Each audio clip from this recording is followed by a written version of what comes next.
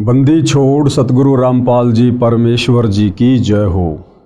परमपिता परमात्मा सारी सृष्टि के रचनहार कुल मालिक असंख्य ब्रह्मांडों के स्वामी जगत गुरु तीनों लोकों में प्रवेश करके सबका धारण पोषण करने वाले राजाधीराज आत्माधार नाथों के नाथ देवों के देव महादेव सर्वेश्वर महेश्वर मृत्युंजय अजरो अमर आदि अनादि सनातनी प्रभु जगत पिता जगदीश्वर श्री श्री 1008 की उपाधि के वास्तविक अधिकारी अकाल मूरत शब्द स्वरूपी राम वासुदेव सर्वगतम ब्रह्म परम पूज्य प्रथम पूज्य परम संत परम पुरुष परम धनी परम दयालु सत्य कबीर हक्का कबीर अल्लाहु कबीर अल्लाहु अकबर बाखबर अल्लाह ताला जगत के तारणहार जगत के मुक्तिदाता जगत के जगन्नाथ हारे के सहारे हिंदुओं के राम मुसलमानों के अल्लाह सिखों के वाहिगुरु ईसाइयों के मसीह दया के सागर दयानिधि करुणा के सागर करुणानिधि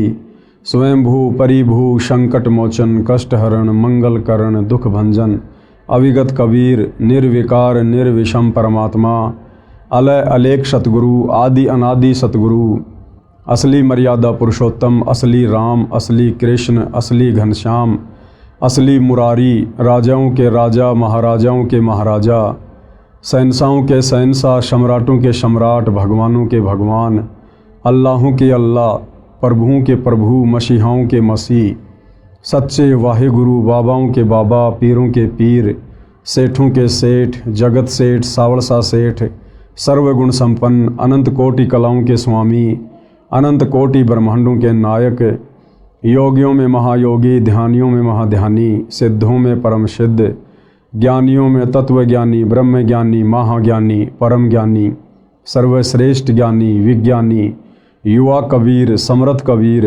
असमवात अमित ओझा सच्चे रहनुमा करीम अल्लाह सुभान अल्लाह दुनिया के अंतिम पैगंबर 8 सितंबर 1951 से गांव धनाना जिला सोनीपत हरियाणा भारतवर्ष की पावन भूमि पे प्रकट रियल कल की भगवान श्री नारायण साकार हरि श्री बाबा साहेब नूर अनंत परमात्मा सच्चे दरवेश सच्चे बाखबर संत श्रोमणी सतगुरु रामपाल जी परमेश्वर जी के चरण कमल में साध संगति से जुड़े हुए देश विदेश से आप और हम सभी सत्सेवक भाई बहनों का अनंत कोटि दंडोत प्रणाम।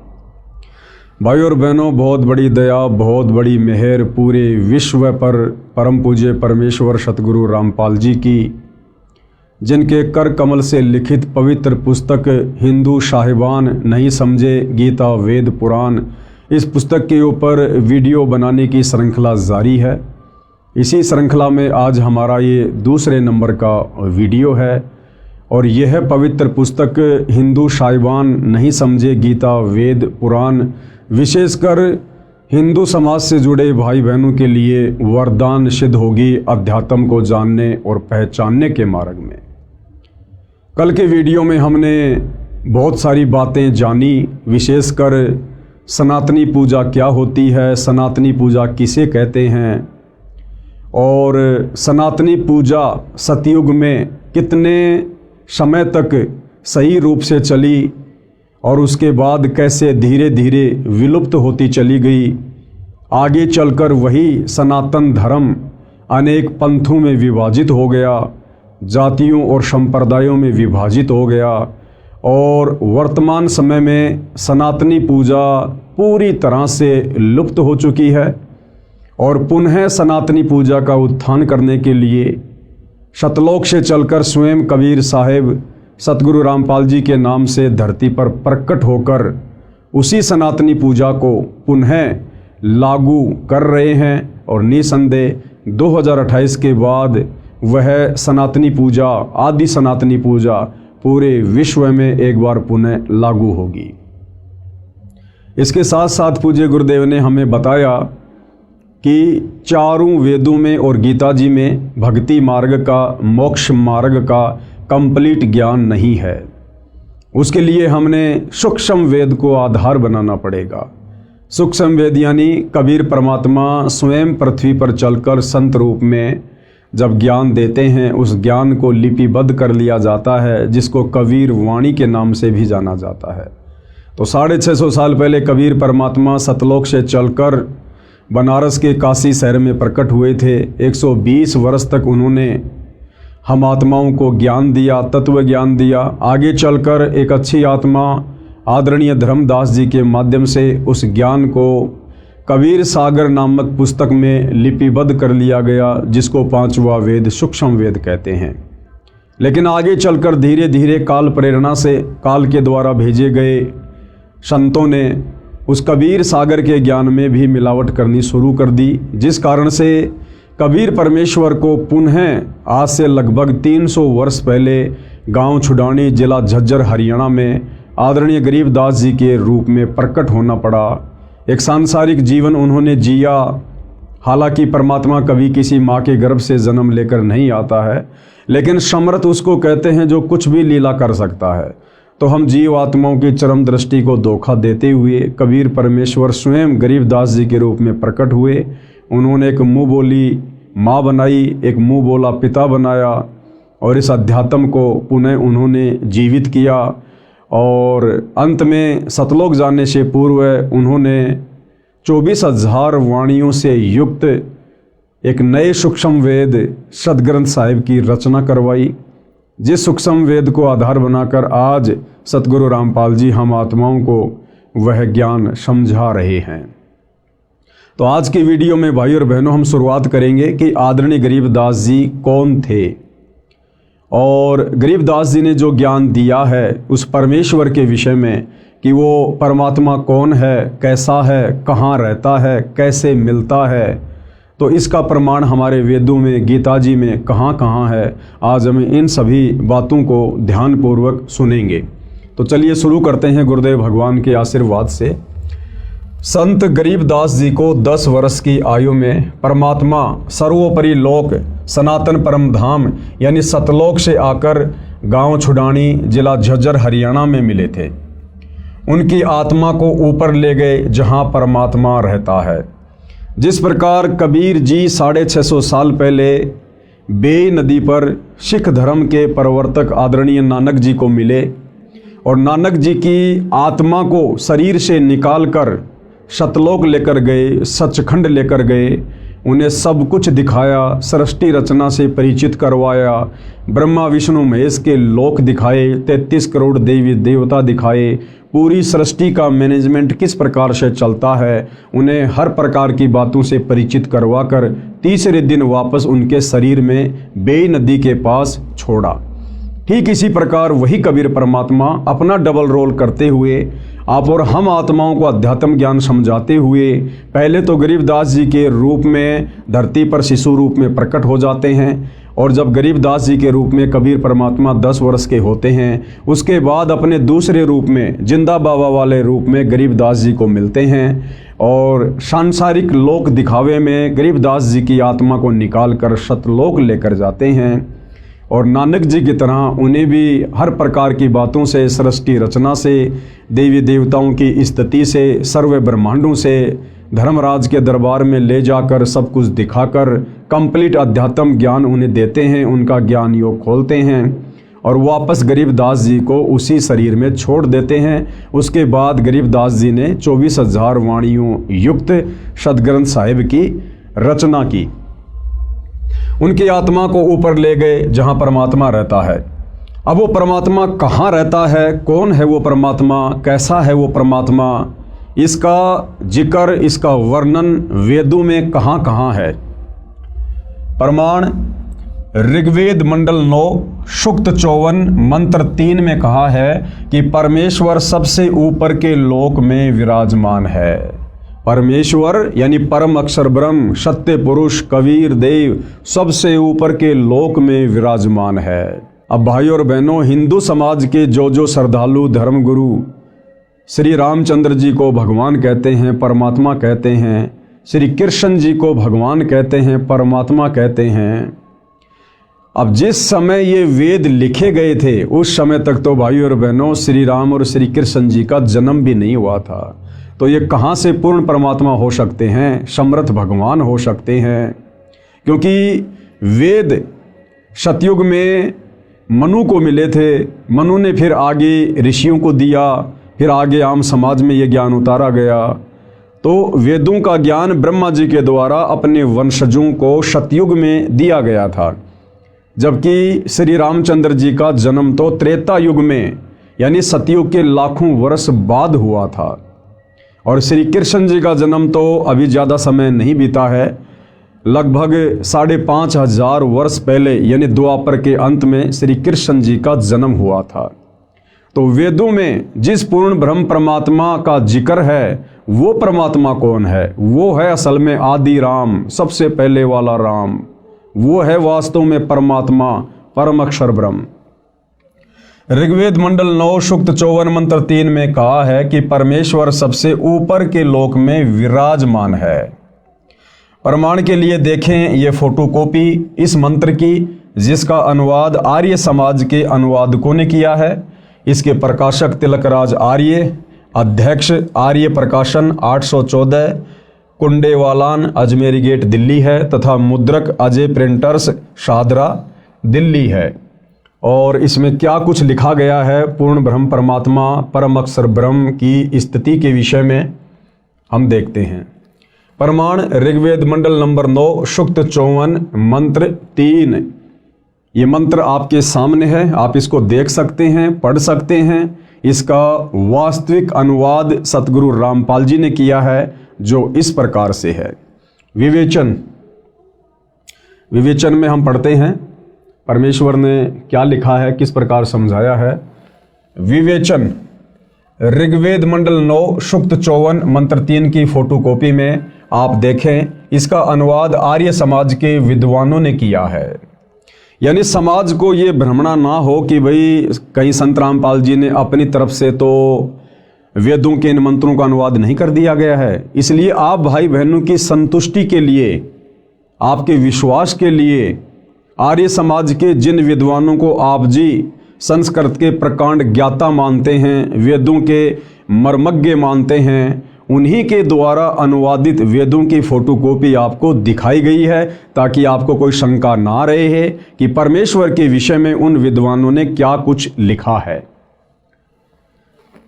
उनके अनुवाद में भी स्पष्ट है कि वह परमात्मा भुवनोपरि यानी संपूर्ण ब्रह्मांडों के ऊर्ध्व यानी ऊपर वाले, अर्थात ऊपर तिष्ठति यानी विराजमान है, ऊपर बैठा है, कि वो सबका परमात्मा जो तीनों लोकों में प्रवेश करके सबका धारण पोषण करता है, परम अक्षर ब्रह्म, वो तीनों लोकों से ऊपर यानी वो सतलोक में विराजमान है, सनातन परम धाम में विराजमान है वो परमात्मा।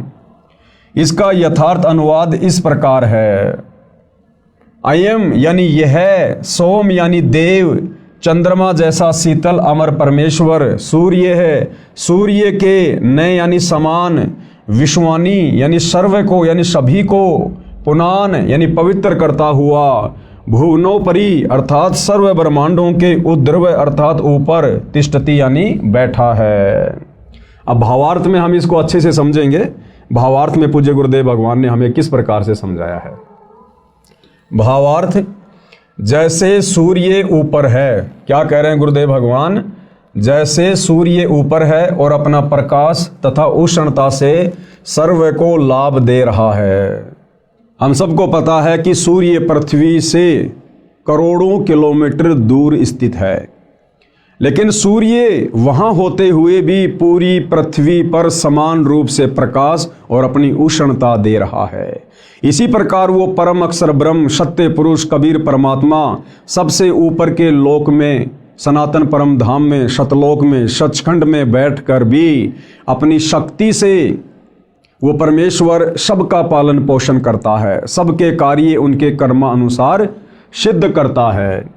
जैसे सूर्य ऊपर है और अपना प्रकाश तथा उष्णता से सभी को लाभ दे रहा है, इसी प्रकार यह अमर परमेश्वर, अमर यानी जिसका कभी विनाश नहीं होता है, कबीर परमेश्वर कभी विनाश में नहीं आते, वे अकाल मूर्त हैं, काल उनको नष्ट नहीं कर सकता।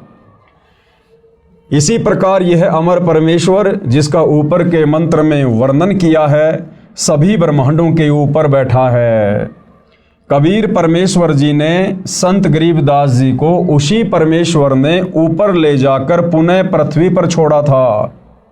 उनको मरा हुआ जानकर अंतिम संस्कार के लिए चिता पर रख दिया गया था। ये गरीबदास जी के विषय में एक लंबी कहानी है कि किस प्रकार से गरीबदास जी को मरा हुआ जानकर जब उनकी आत्मा को शरीर से निकालकर जिंदा बाबा के रूप में कबीर परमात्मा सतलोक लेकर गए थे, तो पीछे से गांव वालों ने सोचा कि गरीबदास जी मर चुका है और उनको मरा हुआ जानकर उनके शरीर को चिता पर लेटा दिया था। उसी समय सतलोक में बैठे परमात्मा ने कहा कि गरीबदास देख, तेरे शरीर को मरा हुआ जानकर तुझे जलाने जा रहे हैं बेटा, वो तेरे शरीर को नष्ट कर देंगे, अब तू तुरंत नीचे जा। और कबीर परमात्मा ने सेकंडों में सतलोक से, जिस सतलोक की दूरी पाताल लोक से 16 शंख कोश है, एक सेकंड के अंदर कबीर परमेश्वर ने अपनी शक्ति से गरीबदास जी के शरीर में वापस आत्मा प्रवेश करवा दी।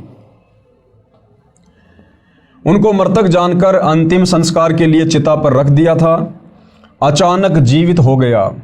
फिर 51 वर्ष जीवित रहे, कुल 61 वर्ष जीवित रहे। उनको परमात्मा ने संपूर्ण अध्यात्म ज्ञान यानी तत्व ज्ञान यानी सूक्ष्म वेद यानी 5वां वेद, जो ज्ञान देने के लिए परमात्मा सतलोक से आते हैं, जो मुक्ति का ज्ञान चारों वेदों में नहीं है, गीता जी में नहीं है, वो 5वां वेद सूक्ष्म वेद जिसको तत्व ज्ञान कहते हैं, वो सारा का सारा ज्ञान परमात्मा ने आदरणीय गरीबदास जी के हृदय में प्रवेश कर दिया था और उनका ज्ञान योग खोल दिया था। उनका ज्ञान योग खोल दिया। उसके पश्चात संत गरीबदास जी ने बताया कि कुल का मालिक एक है। भाइयों और बहनों, जिस प्रकार से परमात्मा ने वेद व्यास जी का ज्ञान योग खोल दिया था और वेद व्यास जी ने पहले के युगों में घटित घटनाओं का चित्रण ज्यों का त्यों 18 पुराणों में, गीता जी में, वेदों में और बहुत सारे ग्रंथ लिखकर उन्होंने किया, इसी प्रकार पूर्ण ब्रह्म परमात्मा अक्षर पुरुष कबीर देव ने आदरणीय गरीबदास जी का भी ज्ञान योग खोल दिया था। और आदरणीय गरीबदास जी आज से पहले का और आगे होने वाली घटनाओं का सब कुछ वो जान सकते थे और देख सकते थे। संत गरीबदास जी ने बताया कि कुल का मालिक एक है, क्योंकि गरीबदास जी भाइयों और बहनों कबीर परमात्मा के साथ जाकर पूरी सृष्टि के ज्ञान से परिचित हो चुके थे। सतलोक जाने के बाद परमात्मा ने उनको नीचे ब्रह्मा जी का लोक दिखाया, विष्णु जी का लोक दिखाया, क्योंकि सतलोक जाने के बाद आत्मा की हृदय वाली आंखें खुल जाती है, दिव्य दृष्टि खुल जाती है। सतलोक में बैठे बैठे ये जीव यहाँ का सब कुछ बिल्कुल स्पष्ट रूप से देख सकते हैं, जिस प्रकार हम दूरबीन से बहुत दूर की वस्तु भी साफ साफ देख सकते हैं। तो सतलोक में बैठे बैठे गरीबदास जी ने नीचे के सारे ब्रह्मांडों को देखा, ब्रह्मा विष्णु महेश के लोक को देखा, दुर्गा के लोक के देखा, काल का 21वां ब्रह्मांड देखा जहाँ पर वो बैठा हुआ रहता है और जीव आत्माओं को तपस्या पर भून भून के खाता है। ये सारा ज्ञान आदरणीय गरीबदास जी को कबीर परमेश्वर ने दिया। उस आधार से गरीबदास जी कह रहे हैं। उसके पश्चात संत गरीबदास जी ने बताया कि कुल का मालिक एक है, यानी सबसे सर्वोपरि परमात्मा एक ही है, सबसे सर्वशक्तिमान परमात्मा एक ही है, पूरी सृष्टि का धारण पोषण करने वाला, सभी जीवात्माओं को अपनी शक्ति से चलाने वाला, सारे ब्रह्मांडों का संचालन करने वाला वो परमात्मा केवल एक ही है, कबीर परमात्मा, परम अक्षर ब्रह्म, सत्य पुरुष। वह परम अक्षर ब्रह्म यानी सत्य पुरुष है। विश्व के सब प्राणी उसी के बच्चे हैं, यानी ब्रह्मा विष्णु महेश, 33 करोड़ देवी देवता, दुर्गा, काल, महाकाल, जितने भी जीव हैं, प्राणी हैं इस सृष्टि में, हम सब उस कबीर परमेश्वर की वचन शक्ति से उत्पन्न उनके बच्चे हैं, हम उनकी संतान हैं। और असल में परमात्मा कहलाने के लायक केवल वे अकेले ही हैं। विश्व के सब प्राणी उसी के बच्चे हैं। वर्तमान के धर्म गुरुओं ने धर्म की दीवारें भ्रम के कारण खड़ी कर दी हैं। वर्तमान के धर्म गुरुओं ने धर्म की दीवारें नादानी में, तत्व ज्ञान के अभाव में, सच्चे सतगुरु की शरण के अभाव में खड़ी कर दी हैं। क्योंकि हमारे धर्म गुरुओं को, वो चाहे आदि शंकराचार्य जी रहे हों, चाहे वर्तमान के चारों शंकराचार्य हों, चाहे इनसे पहले वाले शंकराचार्य हों, या अन्य जितने भी संत महात्मा मंडलेश्वर हैं, इन्होंने संस्कृत का ज्ञान तो ग्रहण कर लिया, लेकिन एक संस्कृत भाषा को पढ़ने से, लिखने से, उसका ज्ञान हो जाने से वेदों का ज्ञान समझ में आ जाएगा, वो संकेत समझ में आ जाएंगे, ये जरूरी नहीं होता है। तो हमारे आचार्यों को, शंकराचार्यों को, धर्म गुरुओं को, इनको संस्कृत भाषा का तो ज्ञान था, लेकिन संस्कृत भाषा में वेदों के श्लोक हमें भक्ति मार्ग के विषय में क्या समझाना चाहते हैं, ये हमारे धर्मगुरु नहीं समझ पाए। और जितना उन्होंने समझा अपनी बुद्धि अनुसार, उस प्रकार से उल्टा सीधा ज्ञान उन्होंने समाज में पेश कर दिया, जिस कारण से सनातन धर्म के टुकड़े होते चले गए। सनातन धर्म से फिर मुसलमान धर्म निकला, हिंदू धर्म निकला, ईसाई धर्म निकला, जैन धर्म निकला, नया सिख धर्म बन गया, बहुत सारे संप्रदाय और जातियां बनती चली गई, सिर्फ और सिर्फ तत्व ज्ञान के अभाव में, इन सदग्रंथों को ना समझ पाने के कारण हमारे धर्मगुरुओं ने धीरे धीरे समाज को अनेक संप्रदायों में बांट दिया। अन्यथा आदरणीय गरीबदास जी कह रहे हैं, गरीब वही मोहम्मद वही महादेव, वही आदम वही ब्रह्मा, गरीबदास दूसरा कोई नहीं, देख आपने घर मां। क्या कह रहे हैं गरीबदास जी? हम सभी आत्माओं को समझाते हुए, जो आपस में धर्मों में बढ़ चुके हैं, कोई हिंदू बन गया, कोई मुसलमान बन गया, कोई सिख बन गया, कोई ईसाई बन गया, तो जब गरीबदास जी परमपिता परमात्मा कबीर जी के साथ सतलोक गए थे और उन्होंने जब सब कुछ देखा, उसके बाद गरीबदास जी ने वापस आकर अपनी अमृतवाणी में कहा है कि भाई और बहनों, ना तो मुसलमान अलग है, ना मुसलमान धर्म के प्रवर्तक अलग हैं, ना हिंदू धर्म अलग हैं, ना हिंदू धर्म के देवी देवता अलग हैं। और क्या कहा? गरीब वही मोहम्मद और वही महादेव। गरीबदास जी कह रहे हैं कि मुसलमान धर्म के प्रवर्तक हजरत मोहम्मद, ये कौन थे, ये कहाँ से आए थे? कह रहे हैं कि ये शंकर जी के गण थे। हजरत मोहम्मद वाली आत्मा, ये महादेव यानी शंकर जी के लोक से आए थे, और वही आदम वही ब्रह्मा। और मुसलमान धर्म जिसे इंसानों का बाप कहते हैं, बाबा आदम, गरीबदास जी कह रहे हैं कि वो बाबा आदम वो ब्रह्मा जी के लोक से आए थे। वो ब्रह्मा जी के लोक में वो एक गण थे और ब्रह्मा जी ने उनको नीचे भेजा था। यानी कोई हिंदू मुसलमान अलग अलग नहीं है। ये तो हमारे धर्म गुरुओं की नादानी के कारण है, मुसलमान धर्म गुरुओं की नादानी के कारण, हिंदू धर्म गुरुओं की नादानी के कारण, जो इन शास्त्रों को ठीक से समझ नहीं पाए और सच्चा ज्ञान समाज में पेश नहीं कर पाए। फिर हम लोगों ने अपने आप को भिन्न भिन्न समझ लिया। तो गरीबदास जी कह रहे हैं कि मोहम्मद कहो चाहे महादेव कहो, एक ही बात है। यानी महादेव के लोक से हजरत मोहम्मद जी आए थे, और आदम कहो चाहे ब्रह्मा जी कहो, एक ही बात है। क्यों? क्योंकि ब्रह्मा जी के लोक से बाबा आदम की आत्मा आई थी। और कह रहे हैं गरीबदास दूसरा कोई नहीं, देख अपने घर मां। गरीबदास जी कह रहे हैं कि जो सत भक्ति मुझे कबीर परमात्मा ने प्रदान की, तुम भी वही भक्ति करो सच्चे सतगुरु से लेकर। और जब तुम सत भक्ति करोगे मर्यादा में रह के, परमात्मा तुम्हारी दिव्य दृष्टि खोलेगा और तुम्हें फिर दूध का दूध और पानी का पानी हो जाएगा। जब हम इस शरीर से भक्ति करना शुरू करेंगे, परमात्मा इसी शरीर में दिखा देंगे ऊपर के लोकों की सारी रचना संरचना, वहाँ की व्यवस्था। हमें वास्तविक उस आदि सनातन पंथ का पुनः ज्ञान होगा। अर्थात संत गरीबदास जी ने कहा है कि हजरत मोहम्मद जी शिव लोक से आई आत्मा थे, इसलिए मुसलमान धर्म का प्रवर्तक भी परमात्मा शिव की खास आत्मा है। भाई और बहनों, यहाँ शिव जी के लिए गरीबदास जी ने परमात्मा शब्द का प्रयोग किया है, क्योंकि ये ब्रह्मा विष्णु महेश, ये एक ब्रह्मांड में 3 लोकों के स्वामी हैं। आप इनको 3 लोकों के यानी पृथ्वी, पाताल और स्वर्ग, इन लोकों के परमात्मा भी कह सकते हैं, इनको भगवान भी कह सकते हैं, इनको साहिब भी कह सकते हैं, परंतु ये सारी सृष्टि के परमात्मा नहीं है। जिस प्रकार हम एक थानेदार को भी साहिब शब्द से संबोधित करते हैं, हम डीआईजी को भी साहिब कहते हैं, फिर प्रधानमंत्री और राष्ट्रपति को भी हम साहिब शब्द से संबोधित करते हैं।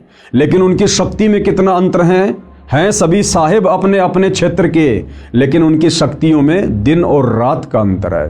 इसी प्रकार ब्रह्मा विष्णु महेश को भी कहीं कहीं पर परमात्मा की संज्ञा दी गई है, भगवान की संज्ञा दी गई है, परंतु ये ब्रह्मा विष्णु महेश जी उस परमात्मा की श्रेणी में नहीं है, उस भगवान की श्रेणी में नहीं है जो वास्तव में सारी सृष्टि का संचालन करता है, जो वास्तव में पूरे ब्रह्मांड की आत्माओं का धारण पोषण करता है। इसलिए मुसलमान धर्म का प्रवर्तक भी परमात्मा शिव की खास आत्मा है। बाबा आदम के विषय में कहा जाता है कि ये ब्रह्मा जी के लोक से नीचे आए थे, इसलिए ब्रह्मा जी व आदम जी का मूल निवास स्थान एक ही है। यदि मेरी बात पर विश्वास नहीं होता है, गरीबदास जी कह रहे हैं, अगर आपको मेरी बातों पर विश्वास नहीं है तो अपने घर यानी शरीर रूपी महल में मेरी बताई साधना करके देखो। गरीबदास जी कह रहे हैं कि भैया मैं जो साधना तुम्हें बता रहा हूँ कबीर परमात्मा के द्वारा बताई गई, आप भी उसी साधना को मर्यादा में रह के करो, आपको भी स्पष्ट रूप से दिखाई देगा और आपकी सारी संशय समाप्त हो जाएंगी, आपकी दिव्य दृष्टि खुल जाएगी, यानी अध्यात्म को समझने की दृष्टि परमात्मा के आशीर्वाद से खुल जाएगी। फिर आपको विश्वास हो जाएगा कि विश्व के सभी मानव एक परमपिता की संतान है। उसके बाद भाई और बहनों हमारी भक्ति शुरू होती है। यदि हम धर्मों में बटे रहेंगे, जातियों में बटे रहेंगे, वर्णों में बटे रहेंगे और एक दूसरे को अपना शत्रु दुश्मन मानकर अगर हम इस दृष्टिकोण से चलने की कोशिश करेंगे तो हम भक्ति मार्ग पर कभी भी सफल नहीं हो सकते। हमने सबसे पहले उस एक परमपिता परमेश्वर को जानना पड़ेगा, पहचानना पड़ेगा, उनके विधान को, उनके संविधान को जानना पड़ेगा। उसके बाद हम निर्विरोध रूप से ये भक्ति कर सकते हैं, निसंशय होकर हम ये भक्ति कर सकते हैं। अन्यथा हमेशा हमारे मन में काल प्रेरणा से शंकाओं के बीज पनपते ही रहेंगे। विचार करो, मुसलमान धर्म की शुरुआत यानी स्टार्टिंग हजरत ईसा जी के जन्म से लगभग 450 वर्ष पश्चात हुई है, यानी आज से लगभग 2500 वर्ष पहले ईसाई धर्म के प्रवर्तक हजरत ईसा जी का जन्म हुआ था और हजरत ईसा के जन्म के लगभग 450 वर्ष बाद मुसलमान धर्म के प्रवर्तक हजरत मोहम्मद जी का जन्म हुआ था। उसके बाद इस्लाम धर्म की शुरुआत हुई थी।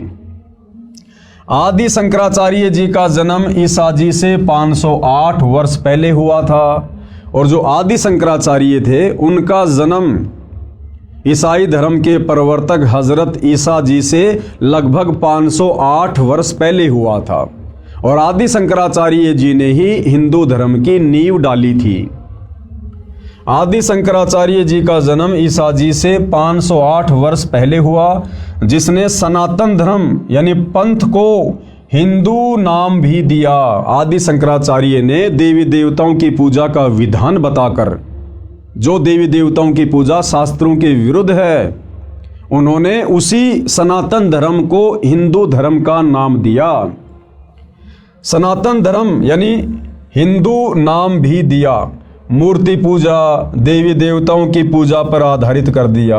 आदि शंकराचार्य जी से पहले कोई भी व्यक्ति मूर्ति पूजा नहीं किया करता था, पाखंड पूजा नहीं किया करता था, देवी देवताओं की पूजा नहीं हुआ करती थी। केवल वेदों के अनुसार एक ब्रह्म का ओम मंत्र जाप किया करते थे। लेकिन आदि शंकराचार्य जी ने सनातन धर्म यानी उस पंथ को फिर हिंदू नाम भी दिया और मूर्ति पूजा, देवी देवताओं की पूजा पर समाज को आधारित कर दिया। सनातन धर्म सतयुग से चला आ रहा है, इसलिए हजरत ईसा जी, हजरत मूसा जी, हजरत आदम जी तथा हजरत मोहम्मद जी के जीव पहले सनातनी थे। सनातन धर्म सतयुग से चलता हुआ आ रहा है। सतयुग से कैसे? यानी हमारे जितने भी पूर्वज थे वो सभी वेदों के अनुसार साधना किया करते थे, धर्म कर्म किया करते थे। और जो व्यक्ति वेदों के अनुसार साधना करते हैं उनको सनातनी कहते हैं, सनातनी। तो ये जो सनातनी पूजा है ये सतयुग से चलती हुई आ रही थी। और हजरत मोहम्मद जी, हजरत ईसा जी, आदि शंकराचार्य जी, बाबा आदम जी, इन सभी जीवों की आत्माएं पहले के युगों में भी थी, क्योंकि जब तक हमारा पूर्णतया मोक्ष नहीं हो जाता है तब तक आत्मा शरीर धारण करती रहती है, कभी मनुष्य का तो कभी 84 लाख योनियों में पशु और पक्षियों का। तो गुरुदेव भगवान कहना ये चाह रहे हैं कि नादान आत्माओं, ये सनातनी पूजा, ये सनातन धर्म सतयुग से चलता हुआ आ रहा है। और इस सनातन धर्म के टुकड़े हुए आदि शंकराचार्य के बाद लगभग आज से 3200 साल पहले आदि शंकराचार्य जी का जन्म हुआ। उसके बाद हिंदू धर्म बना, उसके बाद ईसाई धर्म बना, उसके बाद मुसलमान धर्म बना, उसके बाद जैन और सिख धर्म बना। लेकिन आज से 3200 साल पहले यदि हम नज़र डालें तो केवल सनातनी पूजा हुआ करती थी, वेदों के अनुसार साधना हुआ करती थी। और 3200 साल पहले ना कोई हिंदू धर्म था, ना कोई मुसलमान धर्म था, ना कोई सिख था, ना कोई ईसाई था, ना कोई जैनी, ना कोई यहूदी, ना कोई मंगोली। तो विचार करने की बात यह है कि जो लोग ईसा को अपना इष्ट मानते हैं, अपना रब्बी मानते हैं, अपना गुरु मानते हैं और ईसा मसीह के पद चिन्हों पर चल रहे हैं, उन लोगों को विचार करना चाहिए कि आज से 3200 साल पहले यानी ईसा जी के जन्म से 508 वर्ष पहले भाई ईसाई धर्म का कहीं कोई नामो निशान भी नहीं था। और ईसा जी के उससे पहले भी मनुष्य जन्म होते हुए आ रहे हैं सतयुग से। तो आज से पहले ईसा जी कौन थे? सनातनी थे। इसी प्रकार मुसलमान धर्म के लोग हजरत मोहम्मद जी को अपने धर्म का प्रवर्तक मानते हैं। तो मुसलमान धर्म के व्यक्तियों को विचार करना चाहिए कि मुसलमान धर्म की शुरुआत तो लगभग 1400-1500 वर्ष पहले हुई है। और उससे पहले जो भी व्यक्ति थे, जो भी हमारे पूर्वज थे या मुसलमानों के पूर्वज थे, वो सभी सनातनी थे, वेदों के अनुसार साधना किया करते थे। 3200 साल पहले कोई मुसलमान धर्म नहीं था। तो सबको विचार करना चाहिए कि हम सब एक परमपिता परमात्मा के बच्चे हैं। हम सबका एक ही धर्म है, मानव धर्म। जिसके अंदर इंसानियत है, मानवता है, वो व्यक्ति धार्मिक है। और हमारी कोई जाति नहीं है, हम सब जीव हैं, जीव। कल को शरीर छूटने के बाद अगर भक्ति सही नहीं बनी तो 84 लाख योनियों में जाकर अन्य प्राणियों के शरीर धारण करेंगे। फिर 84 लाख योनियों का चक्कर काटने के बाद एक मनुष्य जन्म मिलेगा। और वो मनुष्य जन्म ना जाने फिर किस धर्म में मिल जाए, किस जाति में मिल जाए। जरूरी नहीं है कि मुसलमान धर्म का व्यक्ति मुसलमान धर्म में जन्म लेगा, हिंदू धर्म का व्यक्ति हिंदू धर्म में ही जन्म लेगा। क्योंकि वर्तमान में हम जितने भी व्यक्ति आपस में धर्मों में बटे हुए हैं, हिंदू, मुसलमान, सिख, ईसाई, आज से 3200 वर्ष पहले हमारे पूर्वज सनातनी थे, सभी वेदों के अनुसार साधना किया करते थे। हम सब के संस्कार आपस में रले मिले हैं। तो भाइयों और बहनों, हमने इस सत्य आध्यात्मिक ज्ञान को समझकर, पहचान कर, इतिहास में नज़र डालकर, उसके बाद आप और हमने सतगुरु रामपाल जी से सत उपदेश लेकर ये सत भक्ति शुरू करनी चाहिए। जिस सत भक्ति के करने से हमारी आत्मा का कल्याण होगा। फिर हमने ना कभी हिंदू बनना, ना मुसलमान बनना, ना सिख बनना, ना ईसाई बनना, ना इस गंदे लोक में जन्म मरण के चक्कर में पड़े रहना, ना हमने गधे कुत्ते सूअर की योनियों में जाना, ना हमने नरक भोगना।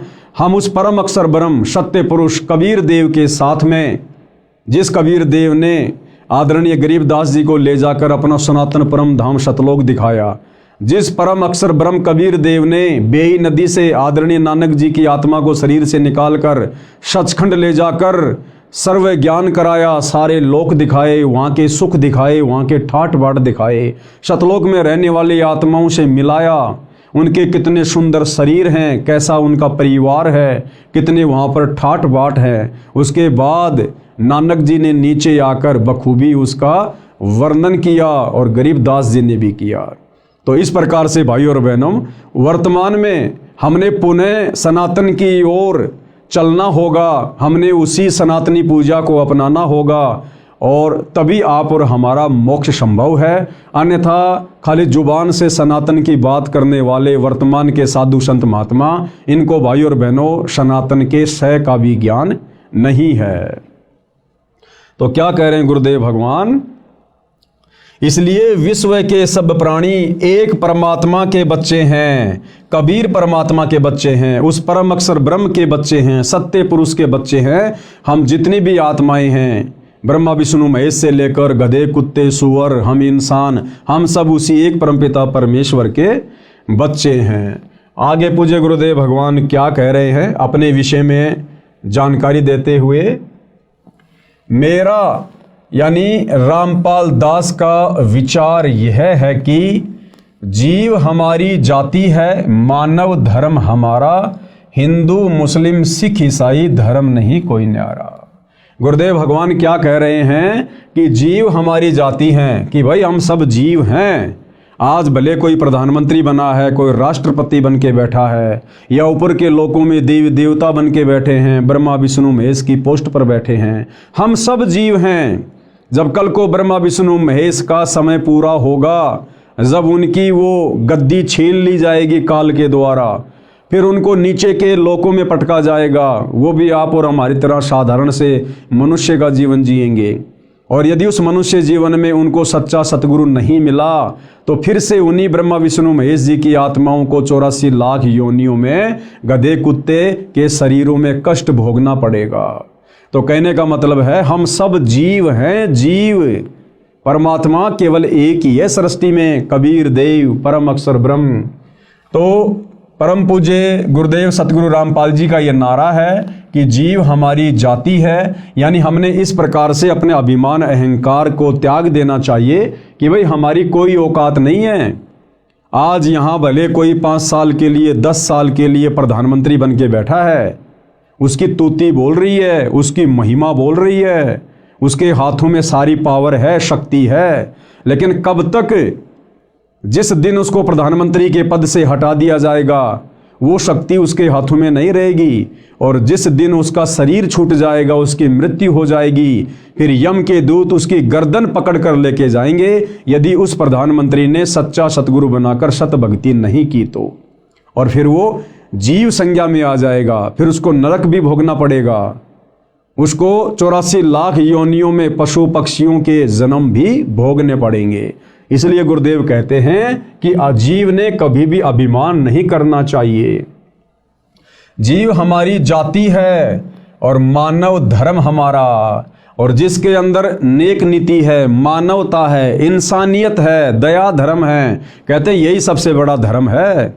ये हिंदू मुस्लिम सिख ईसाई ये कोई धर्म नहीं है, ये तो हमारे धार्मिक गुरुओं की नादानी के कारण आपस में समाज बटा हुआ है और हमने एक दूसरे को अपना शत्रु मान लिया है।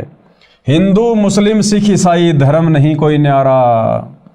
अध्यात्म ज्ञान विज्ञान से सिद्ध करता हूं कि विश्व के प्राणी एक परमात्मा के बच्चे हैं, जो उस अपने पिता के पास जाने के लिए इच्छुक हैं। देखो भाई और बहनों, चाहे सतयुग में कोई भक्ति कर रहा था, तप कर रहा था, साधना कर रहा था, चाहे त्रेता में, चाहे द्वापर में, चाहे कलयुग के वर्तमान समय में, हर प्राणी इसी चाहत में भक्ति करता है कि मेरे को सदा के लिए सुख हो जाए। भाई और बहनों, हम देखते हैं बहुत सारी सीरियल में, बहुत सारी धार्मिक पुस्तकों में कि भाई हिरण्यकश्यप ने ब्रह्मा जी की साधना की, भस्मासुर ने शंकर जी की साधना की, विश्वामित्र जी ने साधना की, अन्य बड़े बड़े तपस्वियों ने साधना की, और उन्होंने ब्रह्मा जी को प्रसन्न किया, किसी ने विष्णु जी को, किसी ने शंकर जी को, किसी ने माता जी को।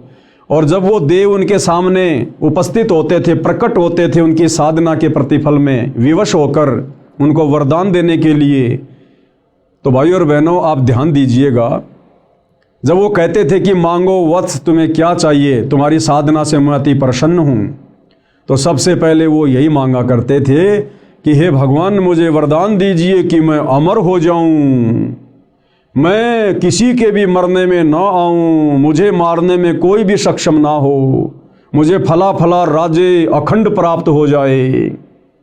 तो वो ब्रह्मा विष्णु महेश यही कहा करते थे कि भाई ये हम नहीं कर सकते।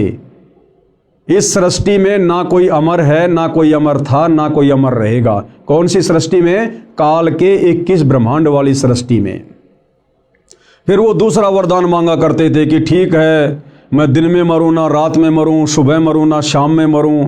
इस प्रकार अपनी कल्पनाओं के आधार से वरदान वगैरह मांग लिया करते थे। और हम सबको पता है भाई और बहनों, अंत में उस हिरण्यकश्यप का अंत भगवान ने नरसिंह रूप धारण करके किया।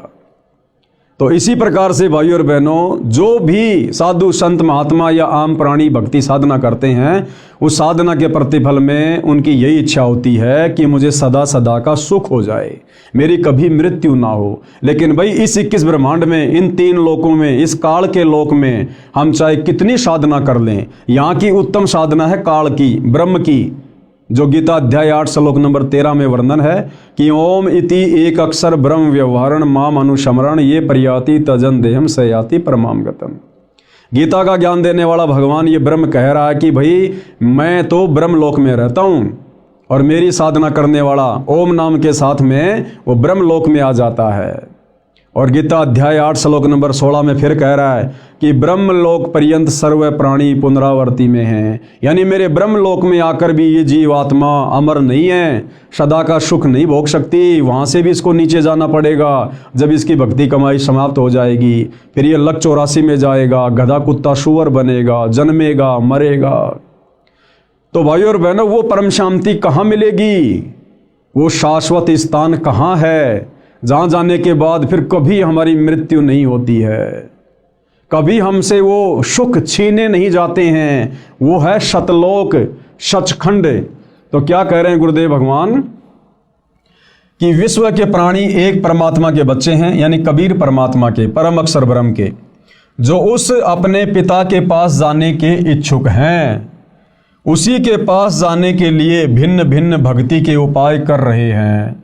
कोई मंदिर में जाता है, कोई मस्जिद में जाता है, कोई चर्च में, कोई गुरुद्वारे में। अब संत गरीबदास जी की वाणी के आधार से विश्व के मानव की एकता को जानते हैं। संत गरीबदास जी की उपरोक्त वाणी का भावार्थ है कि विश्व के सब मानव, स्त्री या पुरुष, शरीर की संरचना एक समान है। यानी विश्व में जितने भी मानव शरीरधारी प्राणी हैं, स्त्री या पुरुष या किन्नर, तो गुरुदेव भगवान कह रहे हैं कि सबके शरीर की रचना एक समान है। हिंदू का भी नाक यही मिलेगा, मुसलमान का भी यही मिलेगा। हिंदू की भी 2 आंखें हैं, मुसलमानों की भी 2 आंखें हैं। हिंदू का शरीर भी एक समान है, मुसलमान का शरीर भी एक समान है। हिंदुओं की माता बहनों की शरीर की रचना भी एक जैसी है, मुसलमानों की माता बहनों की शरीर की रचना भी एक जैसी है।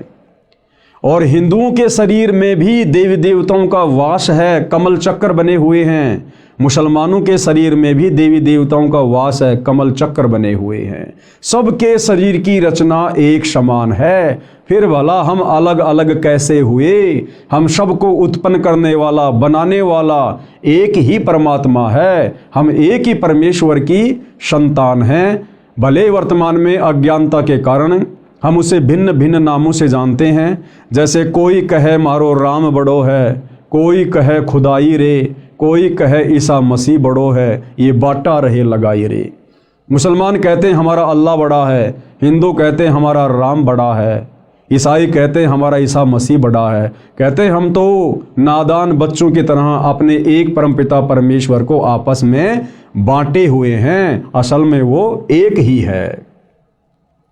संत गरीबदास जी की उपरोक्त वाणी का भावार्थ है कि विश्व के सब मानव, स्त्री पुरुष के शरीर की रचना एक समान है। प्रत्येक मानव, स्त्री पुरुष के शरीर में कमल दल यानी कमल चक्र बने हैं। मानव शरीर में ही मोक्ष प्राप्त किया जा सकता है। मोक्ष प्राप्ति यानी उस लोक में जाने का एक ही मार्ग है। कौन से लोक में? सतलोक में जाने का एक ही मार्ग है, एक ही रास्ता है, एक ही भक्ति है, जिसमें परमात्मा यानी परम अक्षर ब्रह्म कबीर देव निवास करता है। वह स्थान वह परम पद है जिसके विषय में गीता अध्याय 15 श्लोक 4 में वर्णन है। कहा है कि तत्व ज्ञान प्राप्त होने के पश्चात, यानी गीता अध्याय 4 श्लोक 34 में गीता का ज्ञान देने वाला भगवान जो अर्जुन को कह रहा था कि अर्जुन, अगर तुझे उस परम पद की खोज करनी है, तुझे यदि उस शाश्वत स्थान में जाना है, सदा सदा का सुख भोगना है, तो तू किसी तत्वदर्शी संत की खोज कर ले। उस तत्वदर्शी संत को प्रसन्न कर, उसको दंडवत कर, उसके बाद वो तत्वदर्शी संत तुझे तत्व ज्ञान का उपदेश करेगा। तो ये वही बात यहाँ कही जा रही है। गीता अध्याय 15 श्लोक 4 में कहा है कि तत्व ज्ञान प्राप्त होने के पश्चात परमेश्वर के उस परम पद की खोज करनी चाहिए। परमेश्वर कौन? कबीर जी, परम अक्षर ब्रह्म सत्य पुरुष। और उनका वो परम पद क्या है? सतलोक, सचखंड। कहते हैं फिर उस सचखंड की खोज करनी चाहिए, जहां जाने के पश्चात साधक यानी भगत फिर लौटकर संसार में कभी नहीं आते। यानी उस तत्वदर्शी संत के बताए अनुसार साधना करके ये प्राणी फिर वापस जन्म मरण में इस लोक में नहीं रहता है, गधा कुत्ता सुअर नहीं बनता है, दुख नहीं भोगेगा सदा सदा के लिए। जैसे आदरणीय नानक जी सतलोक को देख कर आए थे, आदरणीय गरीबदास जी देख कर आए थे, और भी बहुत सारे महापुरुष देख कर आए थे, और उन्होंने वहाँ का बखूबी वर्णन किया। कहते हैं फिर ये साधक उस तत्वदर्शी संत की शरण में जाकर उसके बताए अनुसार साधना करके उस परमपिता परमेश्वर कबीर साहिब के परम पद को प्राप्त हो जाता है, जहाँ जाने के बाद प्राणी वापस लौटकर इस गंदे संसार में नहीं आता है। जहाँ जाने के पश्चात साधक यानी भगत फिर लौटकर संसार में कभी नहीं आते। जिस परमेश्वर से संसार रूप वृक्ष की प्रवृत्ति विस्तार को प्राप्त हुई है, यानी जिसने सृष्टि की उत्पत्ति की है, जो सबका धारण पोषण करने वाला है, उसकी भक्ति करो। जो ब्रह्मा विष्णु महेश का भी धारण पोषण करता है, 33 करोड़ देवी देवताओं का भी धारण पोषण करता है, सृष्टि के प्रत्येक प्राणी का धारण पोषण करता है। कहते हैं तत्वदर्शी संत को गुरु धारण करके उस परमेश्वर की भक्ति करो। तो भाइयों और बहनों, वो परमात्मा परम अक्षर ब्रह्म सत्य पुरुष कबीर देव स्वयं ही अपना ज्ञान बताने के लिए तत्वदर्शी संत की भूमिका करने के लिए पृथ्वी पर एक मनुष्य के रूप में प्रकट होता है, एक संत रूप में, सतगुरु रूप में। और निसंदेह वर्तमान में सतगुरु रामपाल जी पूरी पृथ्वी पर एकमात्र तत्वदर्शी संत हैं। तो सतगुरु रामपाल जी क्या परम शक्ति है, आप भली भांति समझ सकते हैं। और वर्तमान में पूर्ण तत्वदर्शी संत सतगुरु रामपाल जी से उपदेश लेकर ही हम उस परम पद को, सतलोक को प्राप्त कर सकते हैं। दूसरा कोई साधन, कोई विकल्प कहीं भी आपको देखने और सुनने को नहीं मिलेगा। अब आगे गुरुदेव भगवान क्या कह रहे हैं।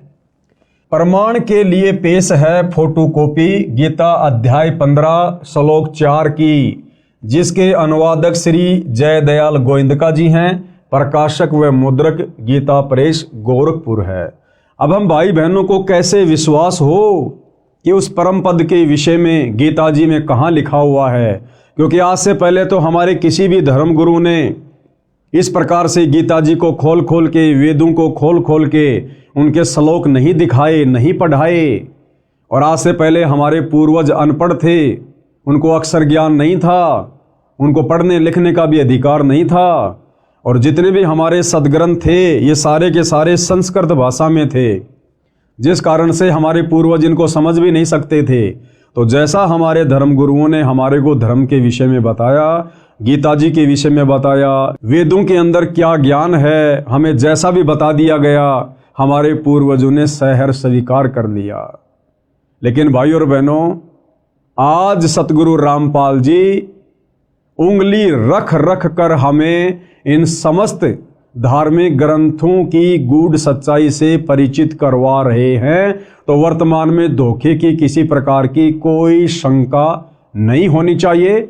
और बुद्धिमान समाज ने भी अपनी आंखों से इन समस्त प्रमाणों को देखकर, सबूतों को देखकर, जो हमारे ही धर्म की पवित्र पुस्तकों में वर्णित है, आप और हमने इस सच्चाई को फिर स्वीकार भी करना चाहिए अपनी आत्मा के कल्याण के लिए। तो गीता अध्याय 15 श्लोक 4 हमें क्या ज्ञान दे रहा है। ये गीता प्रेस गोरखपुर से प्रकाशित है और इसके अनुवादक जयदयाल गोविंदका जी हैं। और इसमें क्या कुछ लिखा है भाई और बहनों, हम ध्यान से इस श्लोक को पढ़ते हैं पूज्य गुरुदेव जी के आशीर्वाद से। तो भाई और बहनों, ये श्लोक लिखा हुआ है, आपकी आंखों के सामने है। यदि आपके पास में गीता जी है तो आप जी मिलान कर सकते हैं। जयदयाल गोविंदका जी ने संस्कृत के सामने हिंदी में अनुवाद किया है, आपकी आंखों के सामने है। उसके पश्चात उस परम पद रूप परमेश्वर को भली भांति खोजना चाहिए, जिसमें गए हुए पुरुष फिर लौटकर संसार में नहीं आते, और जिस परमेश्वर से इस पुरातन संसार वृक्ष की प्रवृत्ति विस्तार को प्राप्त हुई है, उसी आदि पुरुष नारायण के मैं शरण हूं। देखो भाई और बहनों, गीता जी का ज्ञान देने वाला भगवान, जिसको पूरा हिंदू समाज भगवान मान चुका था, परमात्मा मान चुका था, गीता का ज्ञान देने वाला भगवान अर्जुन से खुद कह रहा कि अर्जुन मैं भी उसी की शरण में हूं।